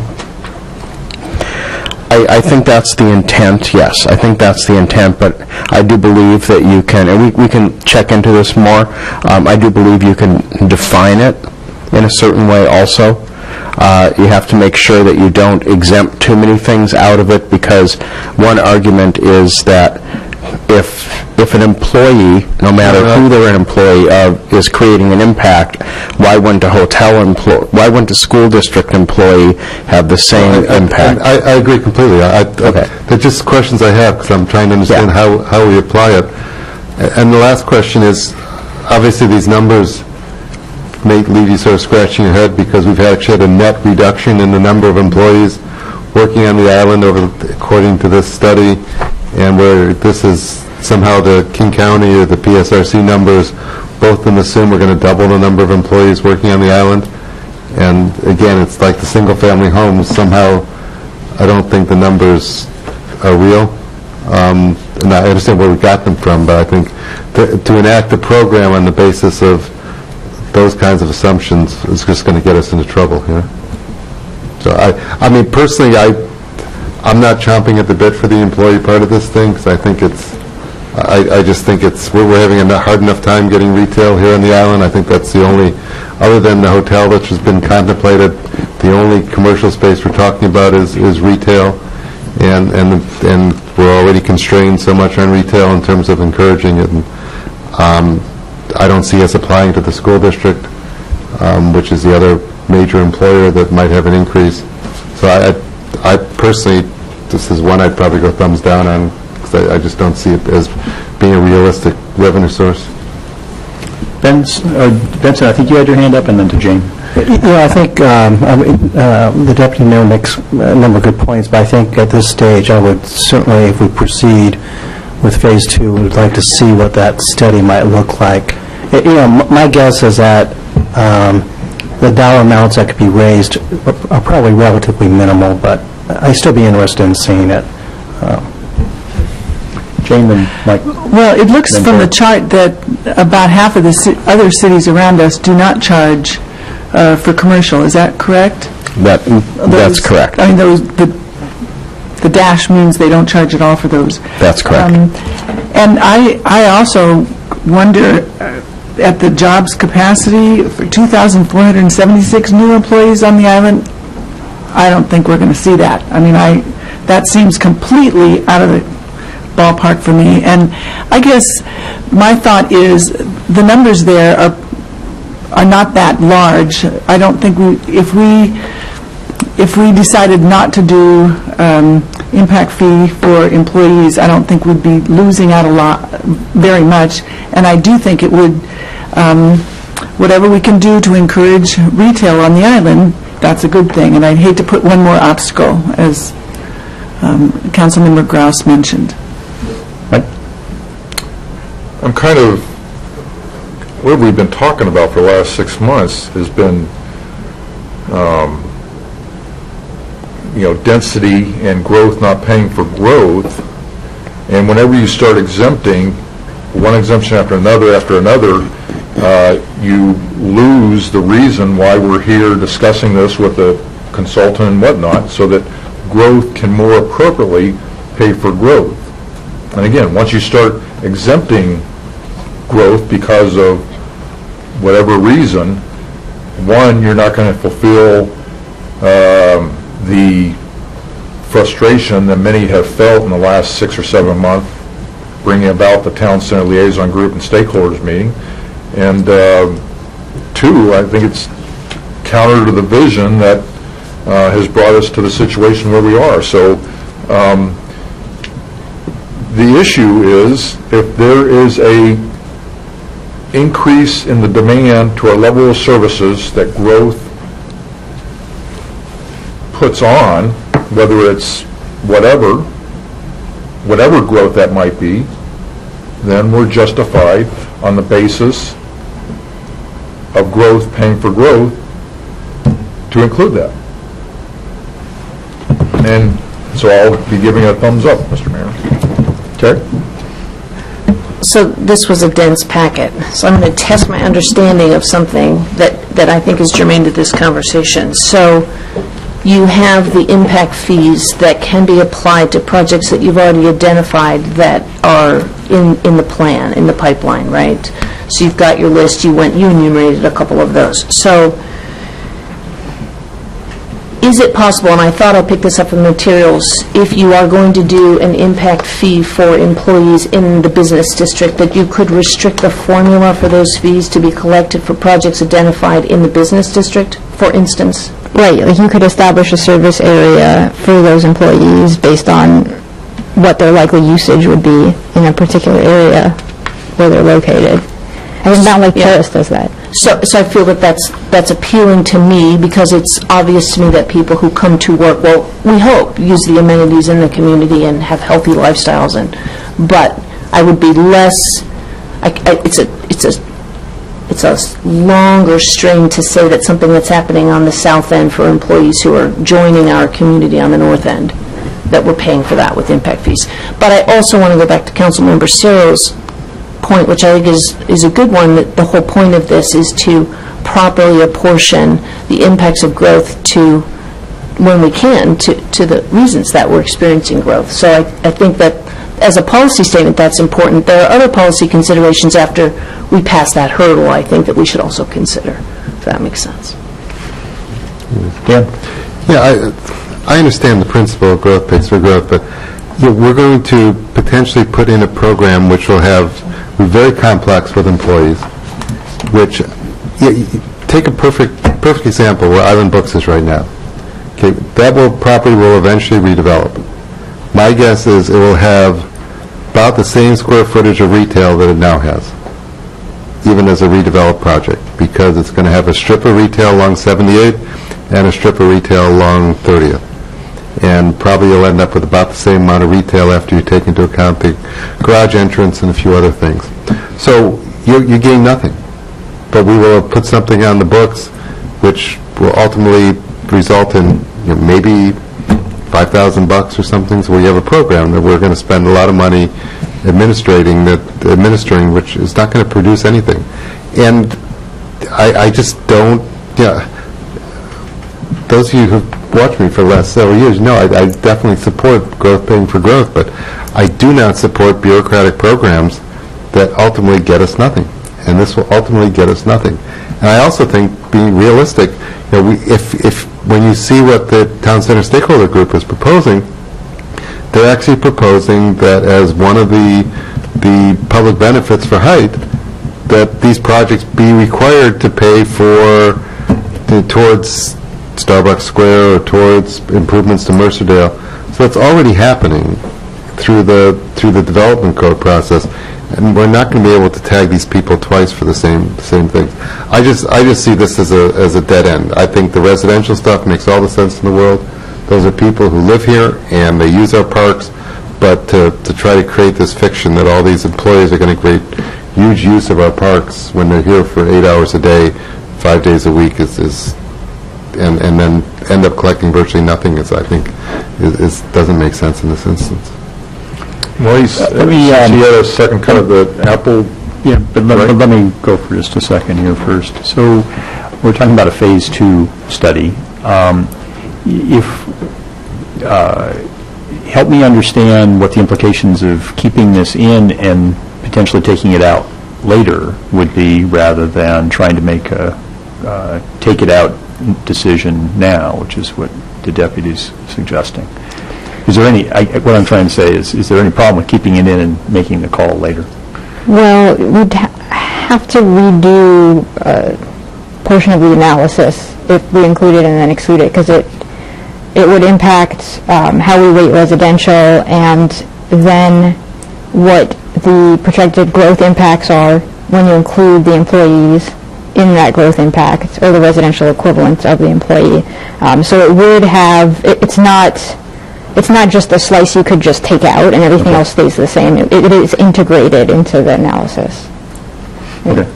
Just along that same line, just could you give us some sense, if knowing that it may not be a settled issue tonight, if you were to bring us each option, is that a lot of extra work to create the two options so that council could have a decision point when we come back with Phase 2?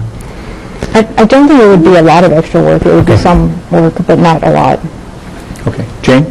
And then we'll go back Well, to I Mike. guess I just have a question, because I see here, distinguishing office versus retail, and for example, the amounts differ. Am I reading that right? They differ for 3 out of the 4. They're the same for Edmonds. Yeah, okay. And like Issaquah, their retail pays a lot more than office, for example. I believe in the case of Issaquah, there's a visitor component that they also look at, and I'm thinking that's a major driver for retail of that fee, the number of people that are patronizing. Because I think it's important to distinguish office. I mean, if we might someday have a 3-story office building that's all offices with hundreds and hundreds of workers, I don't know, versus small retail. In the way that we did the analysis, we just looked at projected employment numbers, we didn't take into account visitor, and so that's why you have the one amount. Okay, Mike, you wanted to... Mr. Mayor, if you're going to tee up that they come back with both programs, and we can wait till the next meeting, but is that what you're going to tee up? Well, I'm just trying to get a... If you're going to look for a decision, I'll give some more arguments on why you should vote the way I'm voting instead of Dan. I was trying to get a... Otherwise, if you're going to try to please us both, then I'll punt and not waste your time and the council's time. Is there, so Dan says drop it. I'm just looking for whether there's support for keep it in as a double study, or keep it in as the sole thing we're going forward with. So I have a sense of where the council's landing on this. Help me out. I know where Mike is. So I'd appreciate the additional reflection time, because this is all coming at us. It's really a dense packet. There's a lot of things to consider, and I would appreciate having a little bit more time to be thoughtful about this issue specifically, because we had to look at, all 45 pages of this. It was a lot to... Okay. So I see Jane nodding her head yes. And to I that, also think, too, we need to think about the fact that there's going to be school impact fees and roads, possibly. So, we need to be mindful of that and how it fits in. Okay. Benson? Well, if you do the double study, I mean, that's the easy way out and keeps everybody get more time to think about it. I'm certainly siding with Councilmember Cyril on this one, thumbs up on even a Fine, single step. we're at a majority then to go forward with the dual approach at this point, so let's do that. Thank you. All right. We're at 90 minutes in, folks. Do you want to break or keep going? I'm fine. Okay, keep going. We're on to number 4 then, I believe. All right. So this is the question of whether land value should be included in the valuation formula. So again, what we have to do is one of the things we have to do is establish a value of the park system. So depending on whether you include the value of land or not, significantly impacts the amount of the potential impact fee. So staff's recommendation was not to include the land value or to partially include it using a discount to the current appraised values. If we do the partial inclusion, that gives us some flexibility, as it was called out before, for if we increased, if we did a new town square park, for example, and we partially included land value, then we could have, when that hits the CIP, and that includes land value, then we can include that land value in the formula for impact fees. If we take the approach where we're excluding all land value, then we would not be able to add in, correct me if I'm wrong, we wouldn't be able to add in the land value for a new town square park at that point because we're not including the land value for everything else.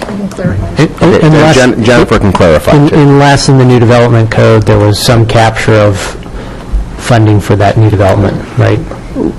Right, and that would be a separate piece. That would be a separate piece, and you're right. We cannot double charge an applicant. So if an applicant, I'll just throw this out there now, if we did have a park impact fee and the applicant had to pay, let's say it's $500,000, yet in order to get a higher floor, an extra floor, one of the things they did was they were going to pay $250,000 into a fund to buy parkland in the town center, then we'd have to subtract that $250,000. We'd have to give them credit to that, to the impact fee. That makes sense? Okay. I'm glad everybody's nodding. I'm still behind on this. So. I'm sorry. I know it's me. I still don't get it, why you would exclude the land value. Sure. So, Scott, you mentioned that you're concerned that the impact fee would be so high. I mean, I don't know what that means relative to, I just don't know what that means. I'm going to have Jennifer answer that question. She's more the expert. Thanks. And Vince, I'm still trying to follow this too. So, and I may be even a step behind you, but we'll keep going here and I'll ask questions. So the land value, if you're not going to make a lot of, I guess it's partly because if you're not going to make a lot of purchases with the land value, if you include the full land value, are you going to have enough projects where the numbers, the maximum allowable with all land value included, is actually something you can use because the land value is 85% of the valuation of the entire park system. That's just a very big number. And is it workable in terms of what you want to do, what you want to accomplish, and how you can use the fees and how you're constrained to use them? So I think that's part of the consideration. Again, some of the things I mentioned earlier about not wanting an impact fee to necessarily be a large share maybe of development costs. Again, keeping in mind that yes, land costs are high, but if you do have multiple impact fees, what's the overall cost, and how's that overall picture looking from the developer side as a consideration? So those are some of the kind of factors to keep in mind. All right, so at the risk of appearing a little dim, can you, well, Scott perhaps, because he said it last time, reiterate what you had said before about the distinction between land in and land out, because he was having an impact on something. I think if... Or Jennifer, if you can... Yeah, I can say it a little... She can clarify, I think, what I was trying to say and didn't do a good job saying. I think I can say it a little differently. I think it was just if you went to the extreme of if you decided to leave all land out because you decided you didn't want to purchase any new land whatsoever, and then you changed your mind and decided, wait, no, we do want to make some purchases, and then you wanted to back in the land values to the impact fee, it would be tougher to do after the fact, and that's, making the assumption that your impact fee would then be too low to then pay for those. So you have more flexibility if you leave some of the land value in, and it's really, I think, matching your needs and what you want to do to how you're getting to the impact fee, and then making sure they align and not having a mismatch one way or the other. Okay, thank you. Okay, other questions at this point? Mike? So if you underestimate, obviously there's discussion about purchasing land on this, in this program. And if we underestimate, then, and we're doing this land for future growth pays for growth, if we underestimate, then the present citizens will be more heavily taxed, and they'll have to pay for it. If you underestimate... It was a rhetorical question, but that was not meant as an actual... Okay. Thank you. I could still answer. That was a Mike question. Yeah. Others, Dan? Yeah, it's an interesting conundrum, because other than Starbucks Square, there's nothing we're talking about of buying land unless we went back into the open space business, which understand, I would love to get back into the open space acquisition business. Or downtown property. Well, no, but that's for parks. For parks you're talking about. So, it strikes me that we're better off putting the land value in and then reducing the amount of the fees that still remain competitive, so at least we have that option, because if we just take the land value out right now, we're going to end up with a number. As Jane has said several times now, we still have to have a number which works. So it sort of seems that we want to have a large base to work off of, and then we can then turn around and reduce the amount of the actual development fee to something that we're told by Scott and staff and others as to what actually can support development. So I guess I'm listening to this back and forth. I think it seems to make sense to include the land values in and then ultimately decide what the proper number is for the development fee. And you had mentioned partial land value, part of it, maybe a percentage. What's the advantage or disadvantage of that? 75% or 50%, we're talking percentages here. Right. Well, if you were concerned about possible fluctuations in value, it could be a way to... Oh, safeguards. It could safeguard. You wouldn't have to go in and redo your impact fee if you did something like that. Otherwise, I think we just get back to some of the considerations I talked about a minute ago. So you might, for example, say, establish that maybe right now land values are particularly high and they might go down, so let's put it at 80% of the current land value. Right. Right, and if you were going to bring it down with the discount factor, it might make sense to do that. It might, depending on. Thank you. Benson? I'm not going to agree to exclude land value. I think either go a partial inclusion or all in, basically. And I guess, can you sort of, again, explain to me what would be the advantages or disadvantages of, what do we get with a partial inclusion of land value versus all inclusion? Is it, they seem to provide, the all inclusion seems to provide same benefits and with actually more benefits on the partial. But am I wrong? I think what I just mentioned, if there was a fluctuation in the land value, then you could kind of be safer in terms of if you had a partial inclusion and kind of having that covered. But I don't think there's, if you're ultimately discounting later on, I can't think of any major reason. I don't know, I mean, I don't know of any litigation or lawsuits that were based on extremely high land value being included. One can imagine somebody might argue, but I think that's tenuous. So I think that may be a minor consideration. But I can't think of anything extremely compelling about why to discount versus include closer to full or full beyond those things I've mentioned. All right, I think I hear us landing in favor of keeping land value in. True? Okay. Number 5, which growth scenario should be used for the population projection, King County countywide planning policies, or PSRC's land use baseline?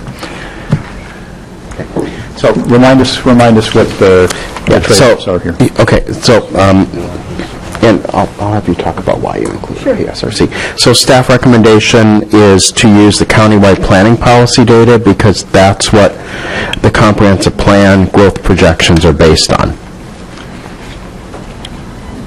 The PSRC numbers were included because I believe they were noticed in, they were included in the land use element of the city's comprehensive plan, and we included kind of both sets of numbers that were reflected there.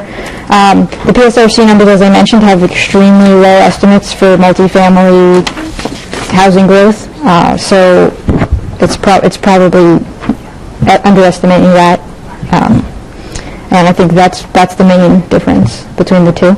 But I know also it was mentioned potentially using some other numbers, and we could consider if there's another set of numbers.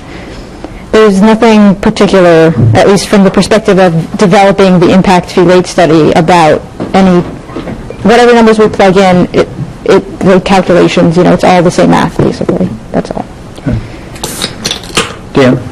Just a question, going sort of what Terry was asking about before. If we get 10 years into this and it turns out we're still at 23,000, do we have to start giving back money?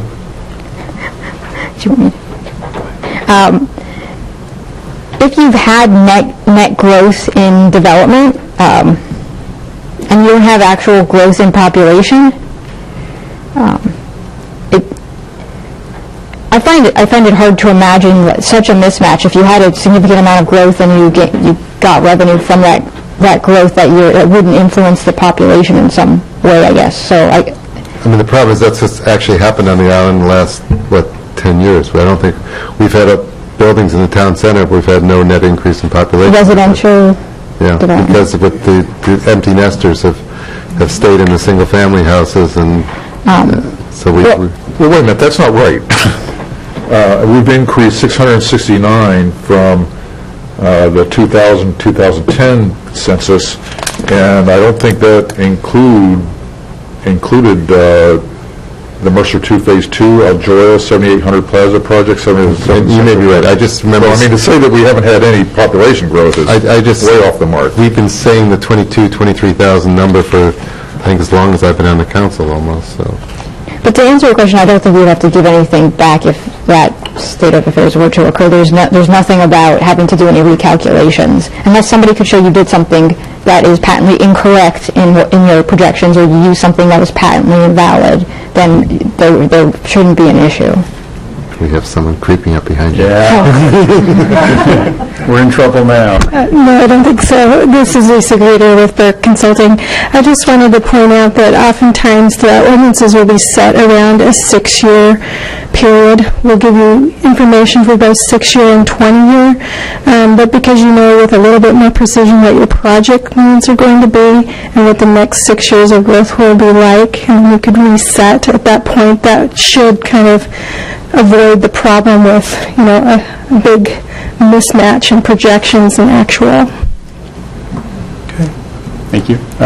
Benson and Mike. Can I just ask somebody up there to explain Table 1, which is on page 19, and actually run through the numbers, because I I can do some of the math, but I could not figure out where some of those numbers came from. So if you could actually spend some time, just go through the line items and what does pipeline mean and what have you, that'd be great. Sure. So this is from the countywide planning policy allocations, and they developed their estimates using projections of increases in households. So these numbers are basically top numbers, the single-family zone subtotal, the multifamily zone subtotal, all that is directly from the countywide planning policy allocations document. Capacity, thank you. And those numbers basically show total capacity in 2012, and then they sum to or then you use that to get your remaining housing target to 2031, and then your surplus deficit capacity. The 2031 to 35 new units extension is an add-on to that. So basically, what this is doing is recalculate or adjusting that countywide number to the 2015-2035 bookends. And the bottom line number actually is based on capacity units. We estimated single-family versus multifamily, and that's not shown here. So what's applied to get to the 4114 that you don't see is estimates for household sizes for single-family and multifamily, because we needed to translate the capacity into population. And so that's where you can't use these numbers to get to that final number, because you're not seeing the conversion factors, which are provided later, but that's something that was estimated to allocate those so that you could see what the breakdown is for single versus multifamily later on in the analysis. I struggle for hours trying to figure that out. Can I ask why ADUs are not included? What was the rationale? That's in footnote number 2. Oh, right. So some cities charge impact fees for ADUs, others don't. I think part of the reason for that is they don't want to the ones that don't want to disincentivize development of ADUs. So that's you have both options there. Have you seen most cities exempt ADUs? Is that your experience? I don't know if I can speak to whether most do. I know that some do and some don't, but I don't have extensive knowledge on that. There's a very, very interesting article in today's Seattle Times by Danny Westneat addressing that, where the incentives are. I think you'd really find it interesting with reference to ADUs. Mike, to you. So we're getting back to this population thing. So for instance, it's been briefed. For instance, first of all, let me back up. I assume you recognize why you're here. One of the reasons why you're here is because there's been such frustration on growth on the island and the perception, actually the reality, that it could have been managed better, both from a perspective of paying for the growth and also from the level of services that we're now receiving. So it's been briefed to us that our new town center plan basically remains the same from a population perspective. There's basically not a net change in our population projection going forward on the plan. So if we change, and you state in here, as you know, that the majority of growth on the island, population growth on the island, is supposed to be in the central district, in the CBD. So if we change our zoning, for instance, it's to be two-story all around, then that'll change our population growth to be what we think we, the city, can handle, and the vision of what islanders want versus what PSRC and WCI is projecting or dictating to us. So if we decrease from our zoning the CBD, then those growth numbers would be used for us, for this project, right? Good luck with that. I understand the question.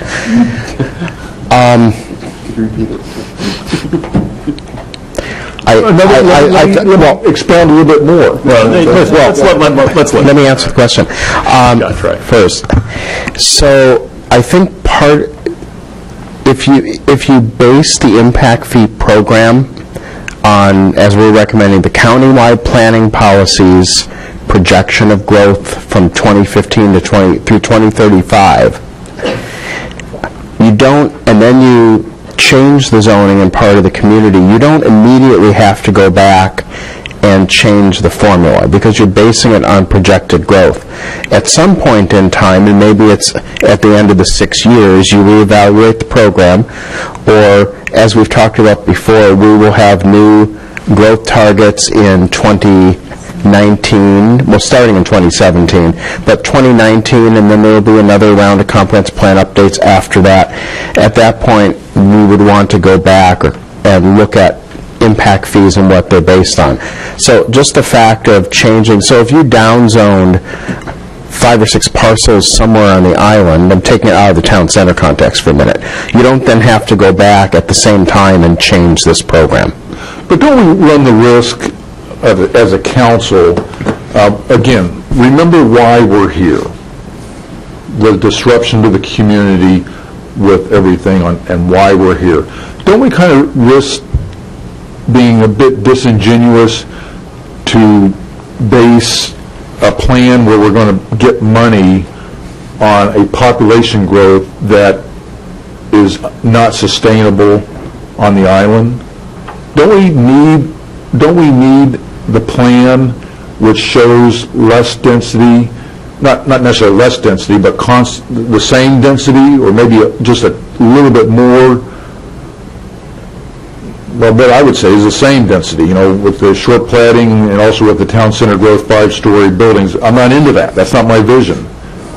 So aren't we disingenuous to support those same population growth numbers when we have money, when we're talking about money? Shouldn't we go ahead and say that, no, we want 2 stories in the town center and downgrade our population growth? That's not. So you can. I mean, as Jennifer had said, you can base this on any set of numbers that I'll say you can defend. You can't just pull a number out of thin air and be arbitrary about it. But if the council has, so one option is you can delay this.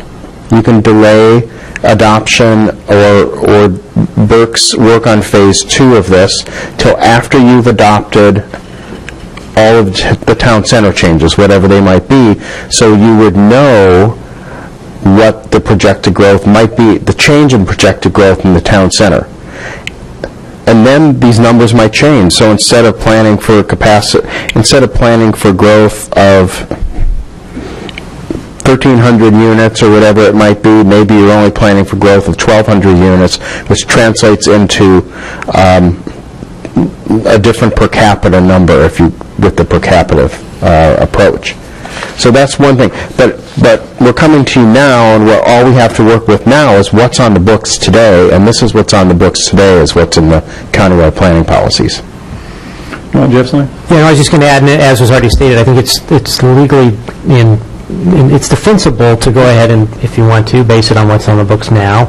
And then, as we've heard, it's appropriate to look at your program on some kind of basis and revise it to reflect other changes that have been made. So we as staff think it's okay to go ahead now based on the King County planning policies, and then if at a later date there's major shifts in projected growth, that would be a time then to relook at the numbers. But that is a defensible way. The other way would be to just wait until comp plan and town center's done, and bring this back to you next year.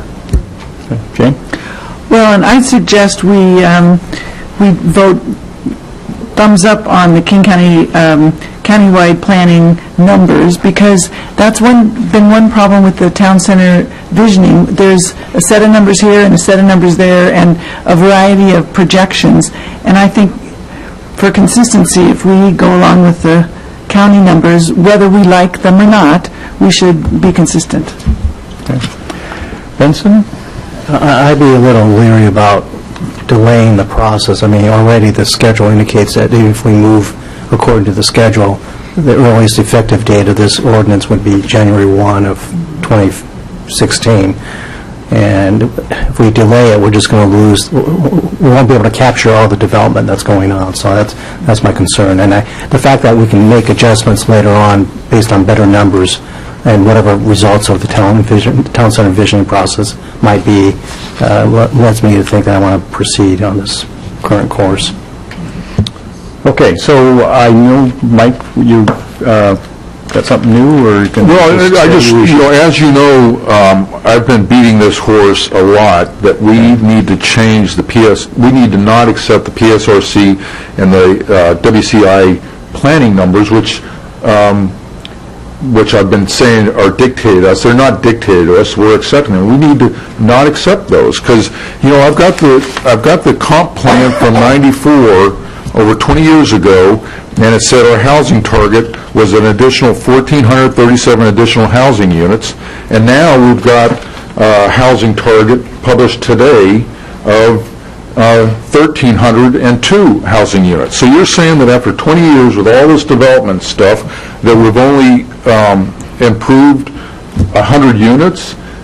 You got to stop this madness of these population estimates that we're accepting from PSRC and WCIA, and this is the time to do it. Otherwise, it's just going to, you are going to have an island that is not the vision of why people moved on the island. And for that reason, I will vote thumbs down on number 5 on the growth scenarios on PSRCs and the King County countywide planning process. Those growth figures have gotten us to where we are now, and those growth figures just continue to move. It's like the greyhound races. We got the rabbit. Well, the rabbit are the population estimates, and we're the greyhound dogs chasing after the population estimates, and and it's just not good. So I'll vote thumbs down for number 5 growth scenario, and I suggest that the council reevaluate the growth that we accept, both from the realities of inside the CBD and outside the CBD. Okay. But for now... If I understand, let me try. I think there's nothing in this that is a change or is somehow an opening the door to growth that is occurring. We are simply, if we do this, as is proposed by staff, aligning a model with other documents we have within the city, but it is not somehow creating a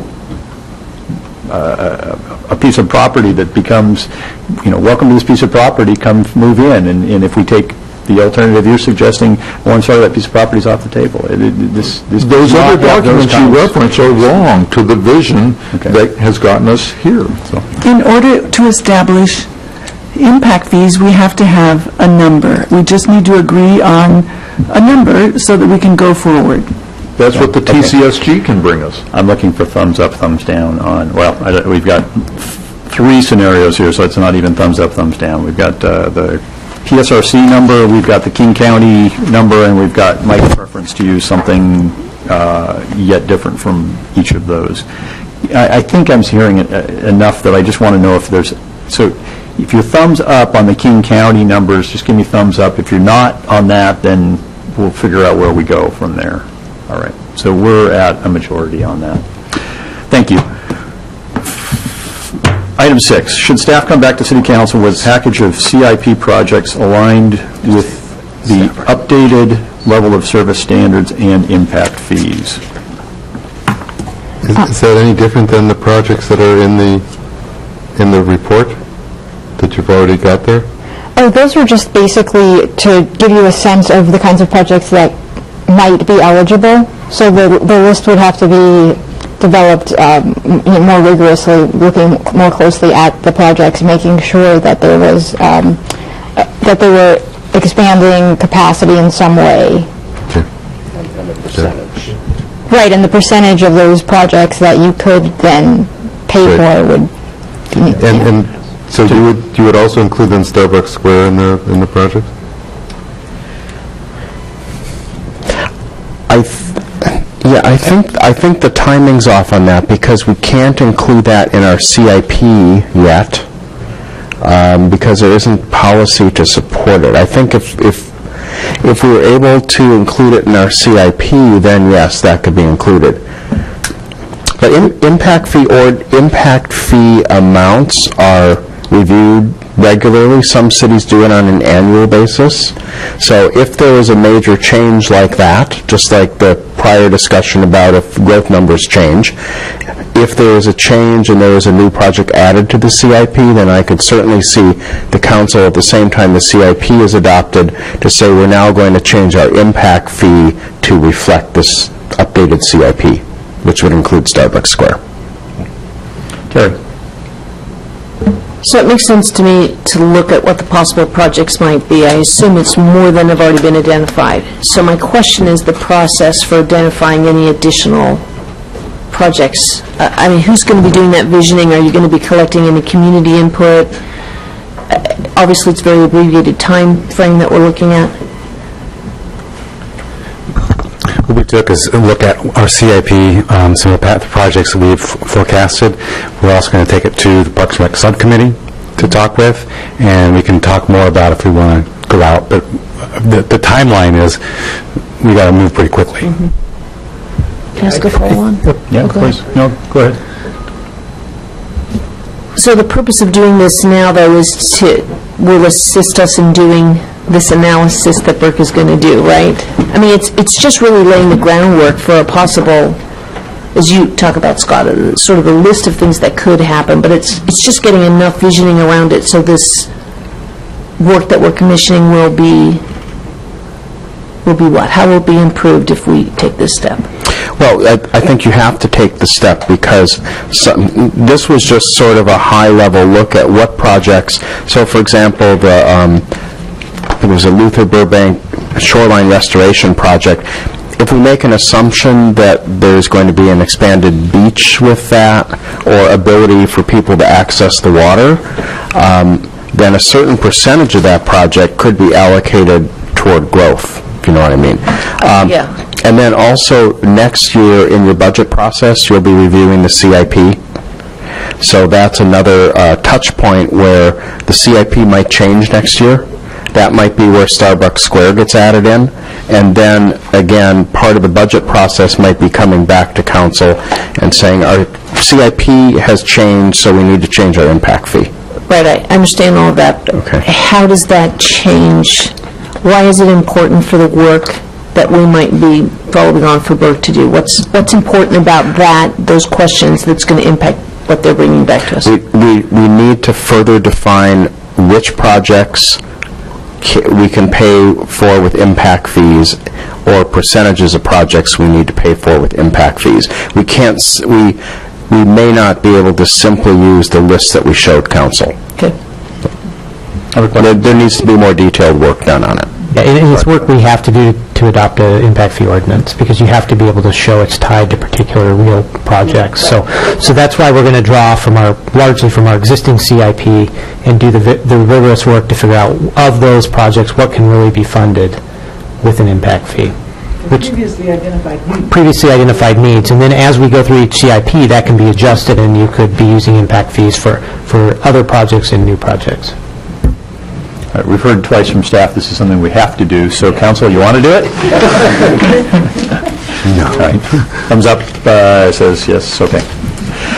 Item 7, should funding be appropriated for Phase 2? I think by this time we're so deep into this that if you've got a question about that, we're in trouble. I think I sort of saw thumbs up overall, but I mean, we did have to ask the question, and the scope of work is here.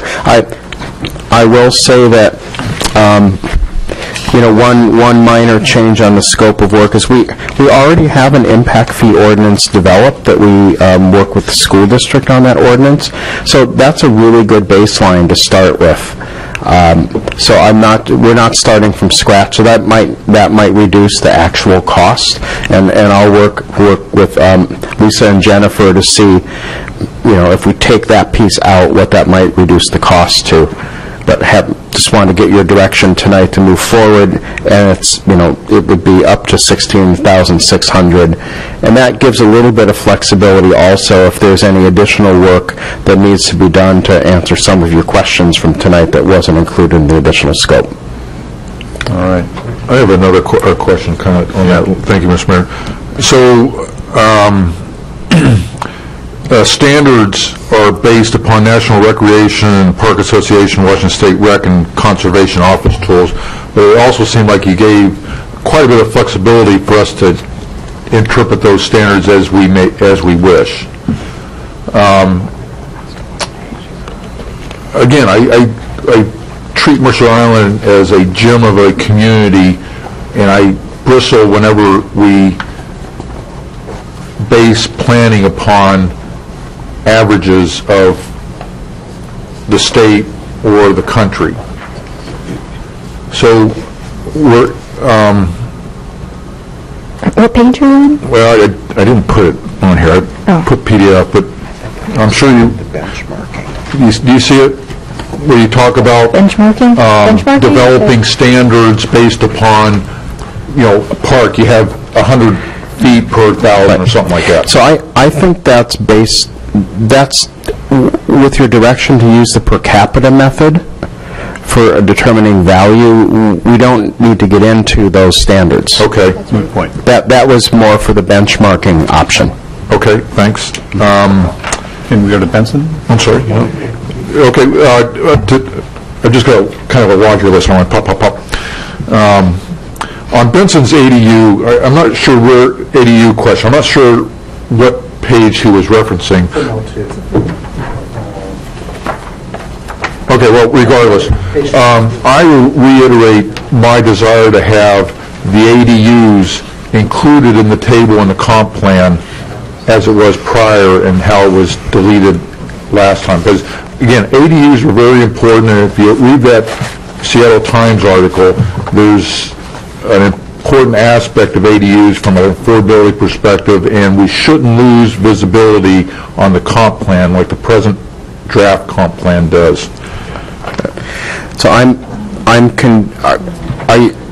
the table I'm talking about in the comp plan? Yes, and that will be added into it will be added. Yes. Good. Okay, thank you. Hey, Mike? Yep. Noel suggests, since we've reached the end of the decision-making that the council needs to do, that staff would be happy to meet with you offline if you wanted to run a series of questions. That was my last question. Thanks. Oh, okay. Well, then that... Always happy to do that. Thank you. To Benson. Yeah, just a quick question for you, Scott. This is on page 3 of the agenda, Bill. As far as the different line items, I didn't see a cost estimate for the survey, and so I know that you referenced it, and so as far as the potential deficit, it's probably more than $33,000, correct? Yes, it would be. And we had not received any direction. Well, we haven't received direction on some of these things. So, yes, the survey would be another, I think we said it was $12,000? Yeah, 12 to 15,000. And so in the last paragraph, then, if it's another 12,000 or so, I take it you still feel comfortable that there's additional funds that could meet that deficit? Right. Either Chip felt that we had enough in the beautification fund if it was an appropriate expenditure from that fund, or from general fund surplus at the end of this year. So whatever might be left over, he expects a surplus at the end of the year. But yeah, we'll fund that work. Okay. Yeah. Anyone else? Jerry? So I want to go back to where Scott began this conversation with the consideration of affordable housing exemption for any ordinance that we adopt, and I just want to proactively state that I'm very supportive of that and would like us to consider that in the analysis to the extent that it influences the next stage. I feel strongly about having the capacity within our community for economic diversity, for workforce housing, and I would like to see this ordinance incentivize people and developers coming to our community to include that in their decisions about how they're going to develop housing. And I don't know when it's appropriate to have that statement, if others agree or not. I think it's next week. with the school impact fee, because we'll actually have some language for you to look at, and I can provide more information about what other cities have done, similar to what Jennifer had shown you tonight. I've got that chart, I just don't have it ready for you. Okay, very well. Is that all right, Terry? Jane?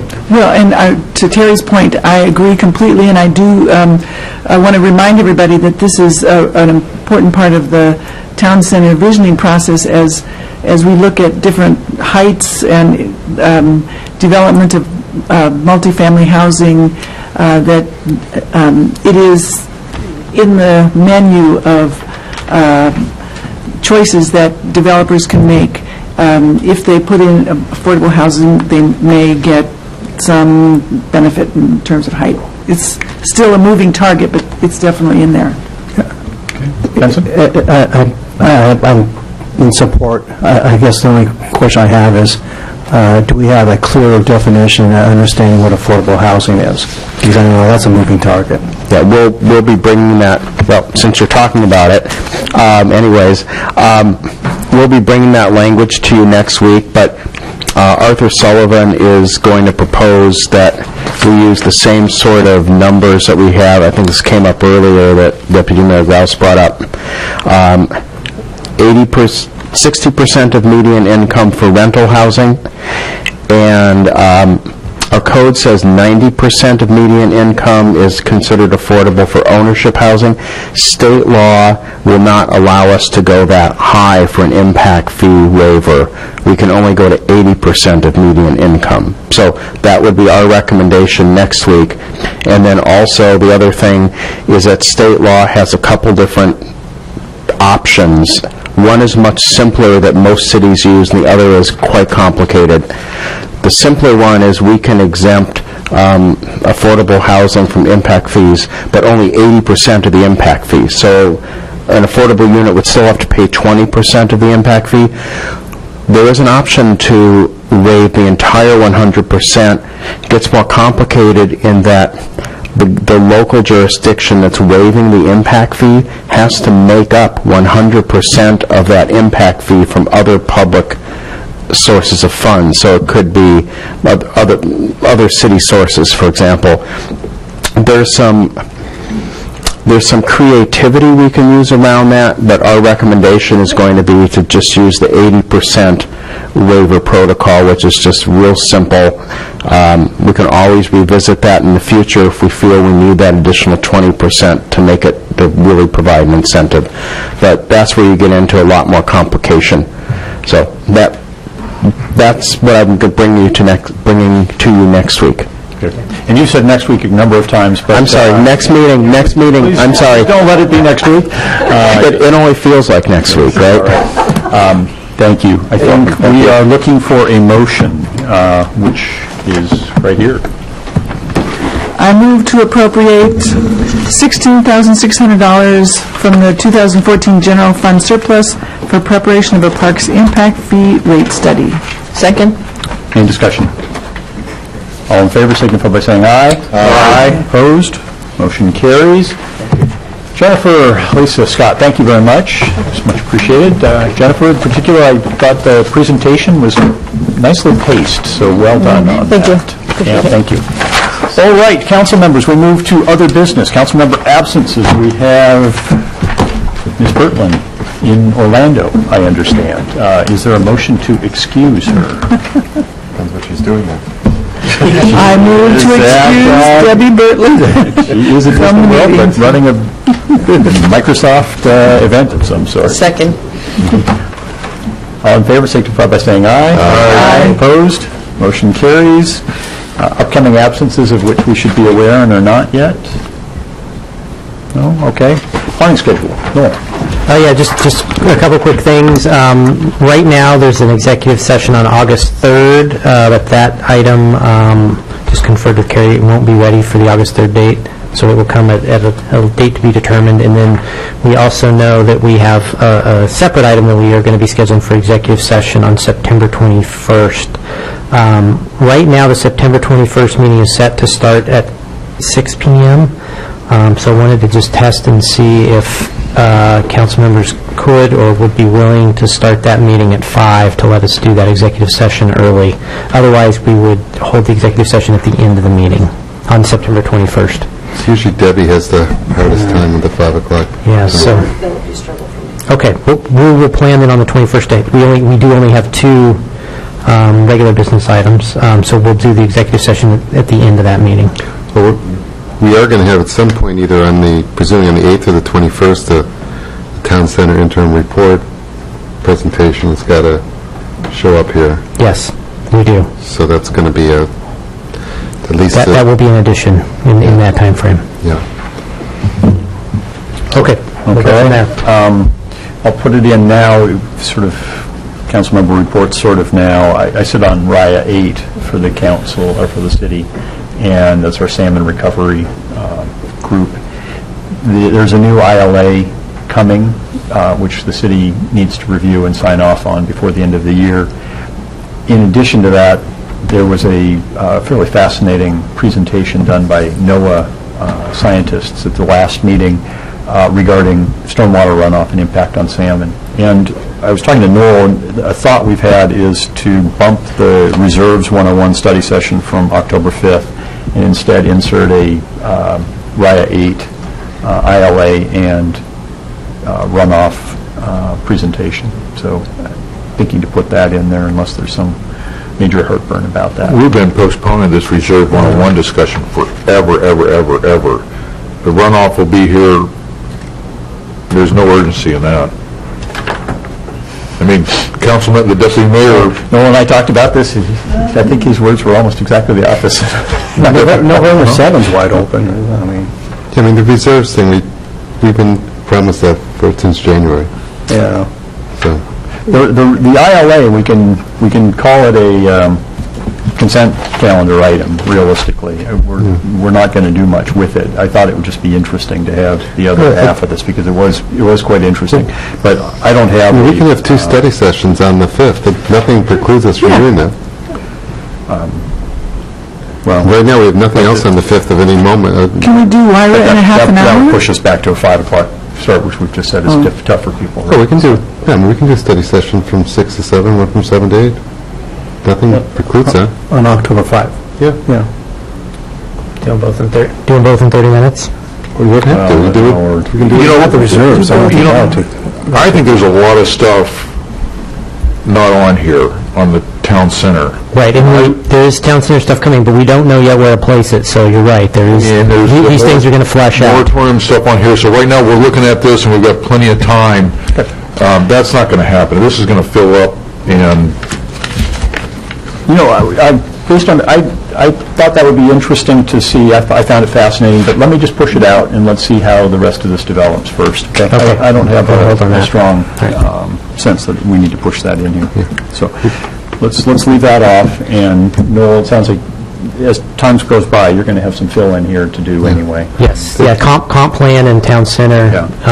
Those things as the revised schedule comes together, those things will start to populate the planning calendar. And let me just add, what I'm looking for is, you guys are okay with the RIA 8 ILA being on a consent calendar? The folks who are managing that have been doing dog and pony shows with cities, but my sense had been that we had a lot of other fish to fry over the, pun intended, I guess, over the last few months, but as it frees up a little bit, it still didn't... Any money involved? We pay a fee as part of our membership in RIA 8, and I can't pretty much I don't see why it wouldn't be on the consent. Okay, very good. Let's do that then. The other thing is in the planning schedule is the MICA matter.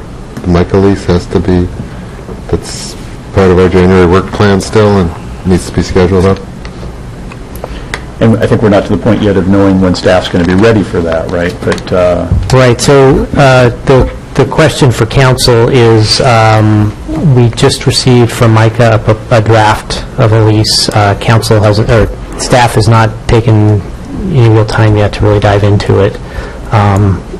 So the question for council would be, MICA's request is that we try and schedule this sometime this fall for consideration. So the question to you all is whether you want us to do that.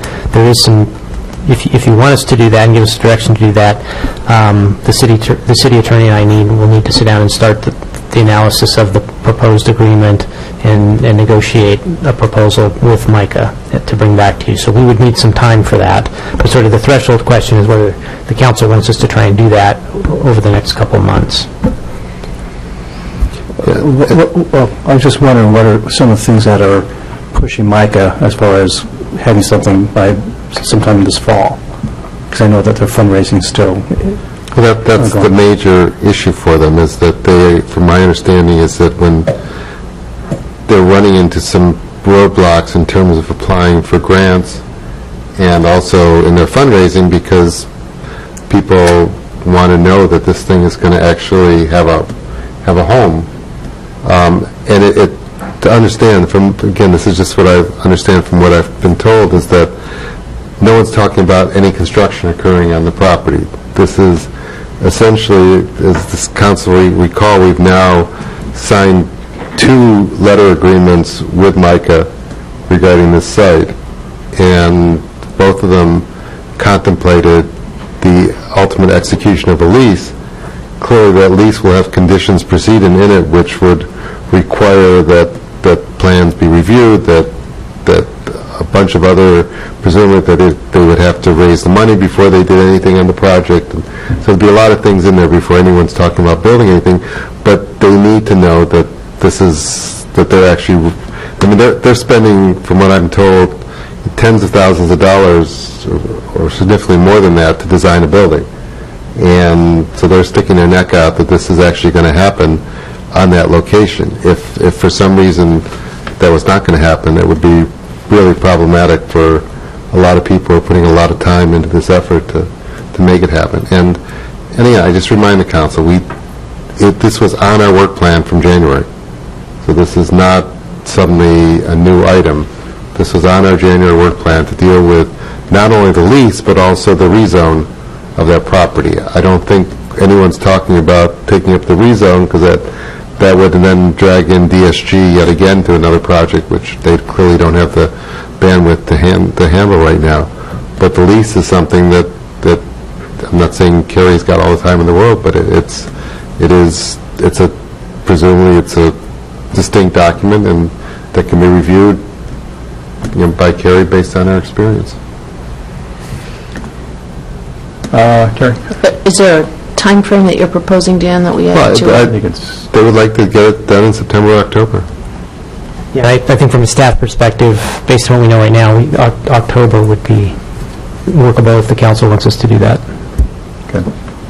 Benson? As long as staff has the time, and as long as there's enough, conditions placed in the lease. I mean, obviously, again, there's a number of milestones and things that they have to hit. I don't see much of a downside as long as we can, again, Micah would have to meet a number of milestones. And obviously, I think for those who have been involved in capital fundraising campaigns are quite aware you need to be able to go, if you go to funders and foundations, whatever, they need to see evidence that this is a real thing. And just showing your 501c3 is not good enough a lot of times when you are trying to build a building. So I understand what they're looking for, but just as long as we have enough ways out and enough We put it on October 19th, maybe? Well, how about staff? It's up to Noel. Noel puts it where it fits from a standpoint of being ready to go on it. Yeah, let us. We need to do a little more work assessing where we are, because like I said, we just received the draft and we haven't really done a dive into it yet. Okay. But we'll shoot for October. Let me just make sure, is that a majority? So I think Ben said it right. There's clearly no expectation of what the outcome of that is at this point. Right. There is simply a commitment to have that be part of a conversation. Right, and we're very cognizant that it needs to have the right protections for the city, and we'll get you a document in that form to consider. Yeah. Okay, very good. Anything else on planning schedule? Okay. Board appointments. We have none. Council member reports. Benson, you want to go first? I'll be brief because there's been a lot going on, and I think I'll let Jane report on some of the other things. So, just a couple of things. One, the last meeting we talked a little bit about the Public Issues Committee and the Best Starts for thank you, kids, levy. Anyway, the SEA forwarded a letter to the King County Council urging them to put it on the November ballot, and the president of SEA spoke before the King County Council today. The second thing, I guess, is simply to extend my appreciation to the PTA and to Al Joya for hosting and sponsoring these candidates forums that occurred on the 13th and 14th of last week. I thought they were great. I went to both of them, and they were well attended, and I thought the candidates all spoke well, and I just encourage the public who haven't heard the candidates or met the candidates to go to next forums that are sponsored so that they can actually meet and hear the candidates. Last thing, I mentioned to Noel earlier, so I'm just going to say it here so he can at least respond, I guess. First of all, Tara and I have moved back into our house. Okay, so that's good. But going back and forth, not for the last time, it was quite obvious that the Albertsons parking lot is vacant and empty during the weekend now, and so I asked Noel whether or not there was any chance that he could engage in a discussion with New Seasons to see whether or not it's possible to use that parking lot, or at least part of it, for some use. And so, who knows? There's a host of legal issues, and I'm sure they're going to have a lot of reservations, but, it's just sitting out there, and I'm sure people are just going to wonder, well, why can't we use it? Yeah, we'll check in with them. The other thing that we're waiting to hear back from them is, I think their public announcement last week indicated they didn't think they were going to open until September of next year, and we've asked, is that right, or is there a way to shorten that? We've offered to look at the permit process if they see that as a hindrance. And so we're waiting to hear back from them too to see if their opening date changes, but we'll talk with them about the parking lot also. Yeah, that'd be great. Thanks. Is that it, Benson? That's it. Okay, Mike, to you. Just a couple things. I want to sensitize Noel about our many different communications with the public, especially as we get into the campaign season, that we really stick with the business and maintain a hard level of impartiality. And I think there's been a couple distributions on the various things that we put out from the city that citizens have, I think, rightfully brought up as issues that kind of, if not cross the line, certainly approach the line. So going forward, especially in this time of campaign, try to stay well away from that line. Yeah, no, I completely agree. That's a line to stay away from, as you said. I think you're referencing the I-90 tolling update I sent out. Well, I'm referencing the I-90 tolling update and also the fireworks. Currently, fireworks are banned. Well, fireworks are banned. Whether the currently can kind of imply something as if something other. I guess I don't see the currently as an issue, but okay. But just on the I-90 tolling update, just to be clear, as you know, I've regularly sent those out to our citizens when events occur. I've been doing that for 2 years or more. And the timing was not, the timing of the last update was because the day before my update, the governor signed the final funding package, which eliminated the need for tolling to fund 520. So that was a significant event in the history of I-90 tolling as I know it, and I thought it was perfectly relevant and appropriate to inform our citizens of that fact. We're missing my intent here. I don't have a problem with notifying the population or our citizens that the state transportation packages has been passed and State Road 520 has been funded, therefore eliminating the need for tolling on I-90, period. Whenever you start praising other politicians for doing their job, especially when quite frankly, Eva Zemplenny and Lisa Belden were the knights in shining armor to get us out of the mess that we were in. That's when the line was being approached. No problem in notifying folks, but when you take the step of praising the politicians and then during the campaign season, I think that's an issue. I had the impression that our elected officials were the ones who voted on that budget that was passed that Noel was notifying people about. It seems pretty safe to say thanks for voting for that. So discussion's getting us nowhere. Yeah. Okay, and Any other updates here? Something else. What about the Council reports? the interim report, the town center? I'll report. You got a report on that? I will. All right. That's all we have. All right. Thank you. Dan? First, several of us attended, particularly Bruce attended, many of the Sister Cities events, and I just want to thank not only the mayor and Kirsten in particular from city staff for everything that she did on this, but also the many private citizens. Jane was very much involved, and Alan Merkel and Linda Todd, and the list goes on and on. But it was quite impressive to see that kind of involvement from so many people to make it a really tremendous week for our sister city relationship. On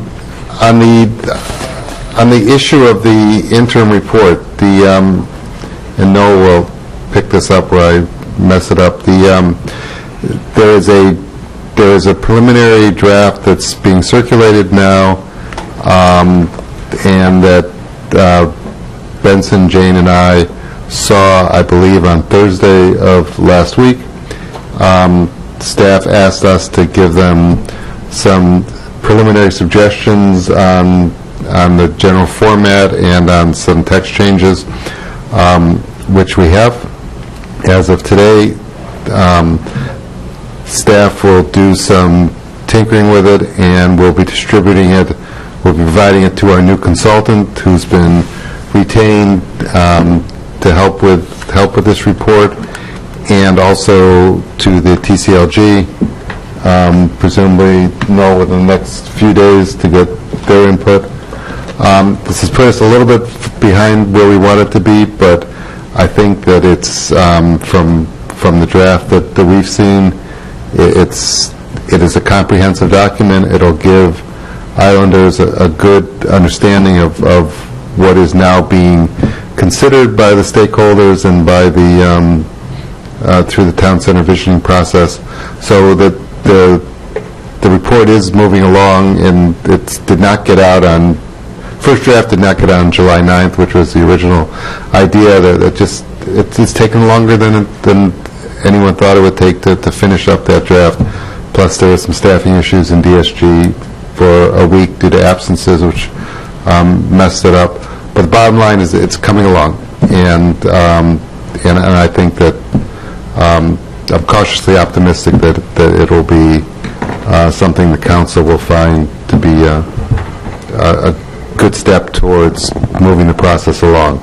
And I'm not suggesting in any way that you're going to agree or disagree with the recommendations, but remember, the whole purpose of this interim report is not to say this is the proposal. It's to say, this is what we know based upon what we've heard so far, and now we have something that we can get further input on from the stakeholders, from the liaison group, and from the public. But right now, I think there's too much confusion out there as to what exactly is being talked about. This will enable people to see through tables and text what's being and pictures as to what's being proposed, and can then weigh in on whether they think that's the direction we want to go before it then comes back to the council, and then through the Planning and Design Commission and back to the council again. So is a new schedule being drawn up to reflect the 2-week delay?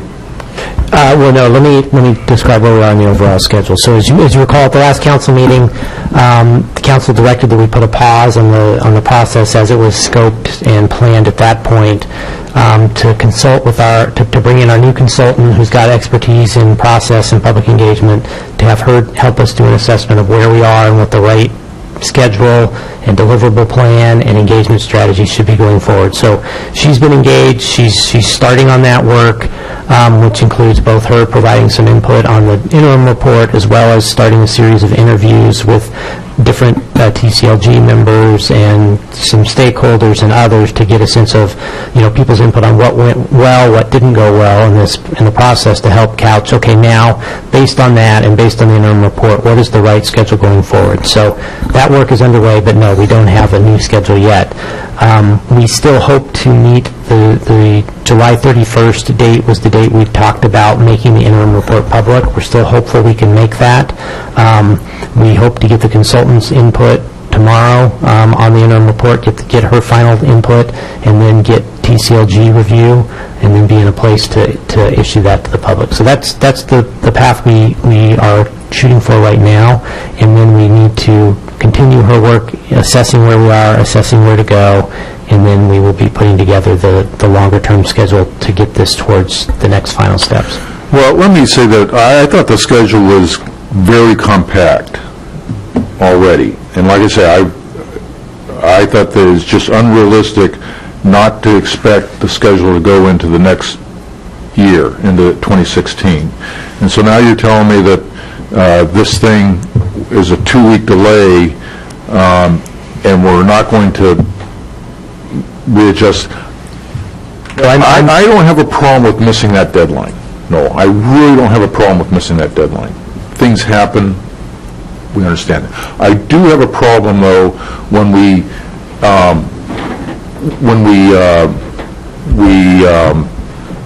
take shortcuts or compact. I misspeak when I say shortcuts. This is council reports. This is not a time to debate the schedule for this. That's an agenda item. This is council reports. You're completely out of line. So I worry about compacting the issue, and it just makes sense to me that you're going to have to extend that schedule. Yeah, and I think when we see the new schedule, it's likely that the later on dates are further out than they were before. Yes. Okay. In the interest, Terry, I'm going to get to you, but in the interest of keeping a conversation all together, Karen, do you have anything new? We talked about email from Debbie or not? Okay. So council members, because we're on the subject of the town center plan, I'm going to cut Debbie's input in here. You've all seen this, I believe, if you've read your email, but she did ask that I read this. So I put my own preamble on this, which I'm going to read first. So as you know, Councilmember Bertland is traveling this week and could not attend our meeting tonight. In her absence, she drafted the following letter, which she has emailed to council members. She additionally asked that I read it aloud at this time. I've written to her and explained that I will honor her request, but that I will begin with a disclaimer, and that I would ask Noel to respond after the letter's been read. Disclaimer. I had no part in drafting the statement, and it would be incorrect to assume, simply because I'm reading it, that I support it. To crib a line from movie trailers, the views and opinions expressed in this article are those of the author and do not necessarily reflect the official policy or position of any agency, or in this case, the mayor. All right. With that, I am sorry to miss tonight's meeting. Professional commitments require that I be out of town. Nevertheless, I would like to share my thoughts and suggestions regarding the town center visioning process. Thank you for accepting my comments. The town center revisioning process has been one of the most important initiatives we have undertaken as a community this year. It's a process our citizens have prioritized, with hundreds of hours invested and tens of thousands of dollars spent. My surprise and frustration was substantial when city staff failed to release a draft interim report to the TCLG and subcommittee as committed on July 9. No advance warning was provided to full council or TCLG, and the deadline no advance warning was provided to full council or TCLG, the deadline would be missed. No new release date or further information has yet been provided, though I requested this multiple times last week. The current lack of revised updated schedule for review and release to the public is unacceptable. Missed deadlines, vague deliverables, and limited communication are symptoms of a project that is not being taken sufficiently seriously and are, I believe, inconsistent with the level of importance the community has placed on this initiative. I urgently request City Manager Treat, with the support of appropriate city staff, provide an updated schedule with deliverables that supports a process that allows for timely, sufficient review and feedback and addresses expectations of the many stakeholders and community at large. The process cannot be shortchanged. Our community has been patient and clear how critical this is to our future. They deserve the highest level of professionalism. Regards, Debbie. As I said, I was going to read this, and as I told Debbie, I was going to then ask Noel to offer a response to this. It's awkward with Debbie not here to have it out there, and I think it was appropriate, and I told Debbie that I would be asking Noel to respond. Yeah, well, thank you, and I completely understand the frustration that Councilmember Bertland has about the process. I think we all share that to some degree. It hasn't been a perfect process. There have been challenges. We have missed some deadlines, but at the same time, I think progress has been made. There's been, tens of hours put in by staff and citizens, and with some help from consultants. I think we're moving towards an interim report that will hopefully help set the next stage to move this through in a way that it fully engages our community and gets us to the right place. I would like to emphasize that staff and the project team take this project very seriously, and they've put in tons and tons of hours to get this work done. The interim report is something we really need to get right. And I think we're all sorry that we weren't able to have it done earlier in July as we originally thought we would. But it needs to be a good document, so we're working hard to have a very workable draft that we can have the TCLG review. As I mentioned earlier, we're still very hopeful that we can keep to July 31st as a date where that report will be ready to go to the public. I communicated this to Councilmember Bertland, as did Scott last week, in multiple emails, and so I'm hopeful that she understands that we were trying to convey to her where things stand and what we were trying to do. And I know she's expressed a concern about a lack of schedule, but going to what Councilmember Sue and I were just talking about, where we are in the process right now is that we've put the previous schedule on hold while we work with our consultant to make sure that we get this process right going forward, which means having the right schedule and the right plan for deliverables. So that's why we don't have an overall schedule right now, and I think that's the right place to be to make sure we do this right. So again, as we talked about earlier, the next steps, we've got our consultant reviewing the process and advising on how to best take this forward. Our consultant is conducting interviews with a lot of the different players and stakeholders to get their input on what didn't work well, to help us figure out how to do this best going forward. We've got an initial draft of the interim report, which hopefully will be in the hands of the TCLG by the next few days. And then assuming that all goes well, we will hopefully have our report out to the community at the end of the month. So I think we're all committed to doing hard work and getting this done, and I hope we can keep doing that in a very collaborative manner. So thank you. Thank you. If I can just ask a quick, again, no, well, I say what I have to say about missed deadlines. Those things happen, just regroup. The only thing I have to add is, as you know, I respect the lines of authority so often, but that's what I was doing with the TCLG. But if you're going to update others outside the TCLG, I think it would be most appropriate to bring us all in. So I don't, if you updated Debbie, then I would expect to be updated, as I'm sure the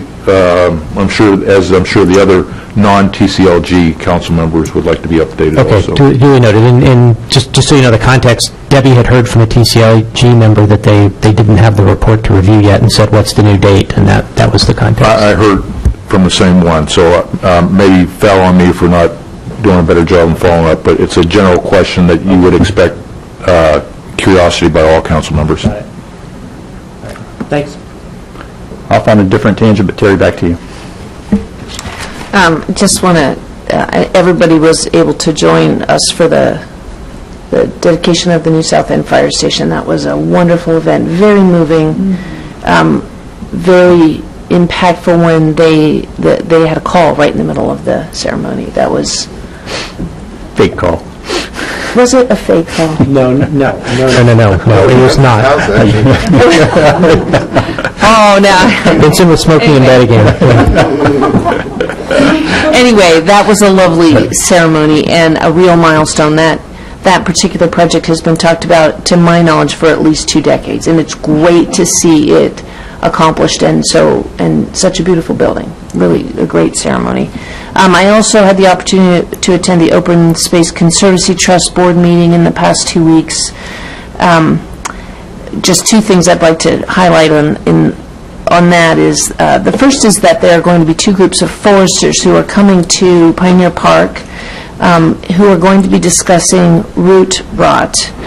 And at the risk of being the poster child for root rot in urban forests, it was great to see our staff stepping up and sharing information so we can manage our urban forests well, particularly in the face of this particular scourge, but also able to get the 2 experts who are leading those groups to give some one-on-one time to our staff to educate them and to spend some time talking about it. So I thought that was great to see.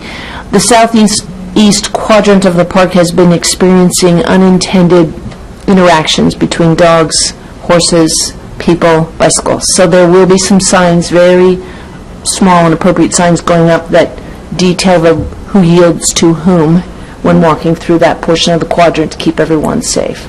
So great that we had a communication vehicle. I think they're going to be using that to communicate to the public about that change or that awareness that will be raised in the southeast quadrant. Jane? Well, it was a very busy week with the French visitors here from our sister city, Tournon-les-Bains, to celebrate 15 years of a jumelage, which we all know what it means now. It went over so well. The Sister City Association did an excellent job planning with wonderful support from the city staff, especially Kirsten and Diane Mortensen. It was just great. They did lots of sightseeing, Telecom Village, wonderful dinner at Seattle Yacht Club. It was the fanciest event, and that's where a gift exchange occurred, and we presented to them the twin foxes in bronze. So that is on its way. In fact, it's there now because it was hand-carried in somebody's luggage. It will be in the City Hall at Tournon-les-Bains, and this Arts Council will soon find a place for it here in City Hall, I believe, or outside City Hall. So it was just a wonderful event. The gift that we received, that the City of Mercer Island received from Tournon-les-Bains, was an antique lithograph from mid-1850s or 60s of the Chateau de Ripaille, which is a real landmark just on the edge of Tournon-les-Bains. It's a beautiful, beautiful piece of art, and I don't know where it is, but I hope to see it around City Hall sometime. And then the culmination was the summer celebration, which was a great event, the parade, and then a wonderful rededication ceremony and an honoring of our World War II vets.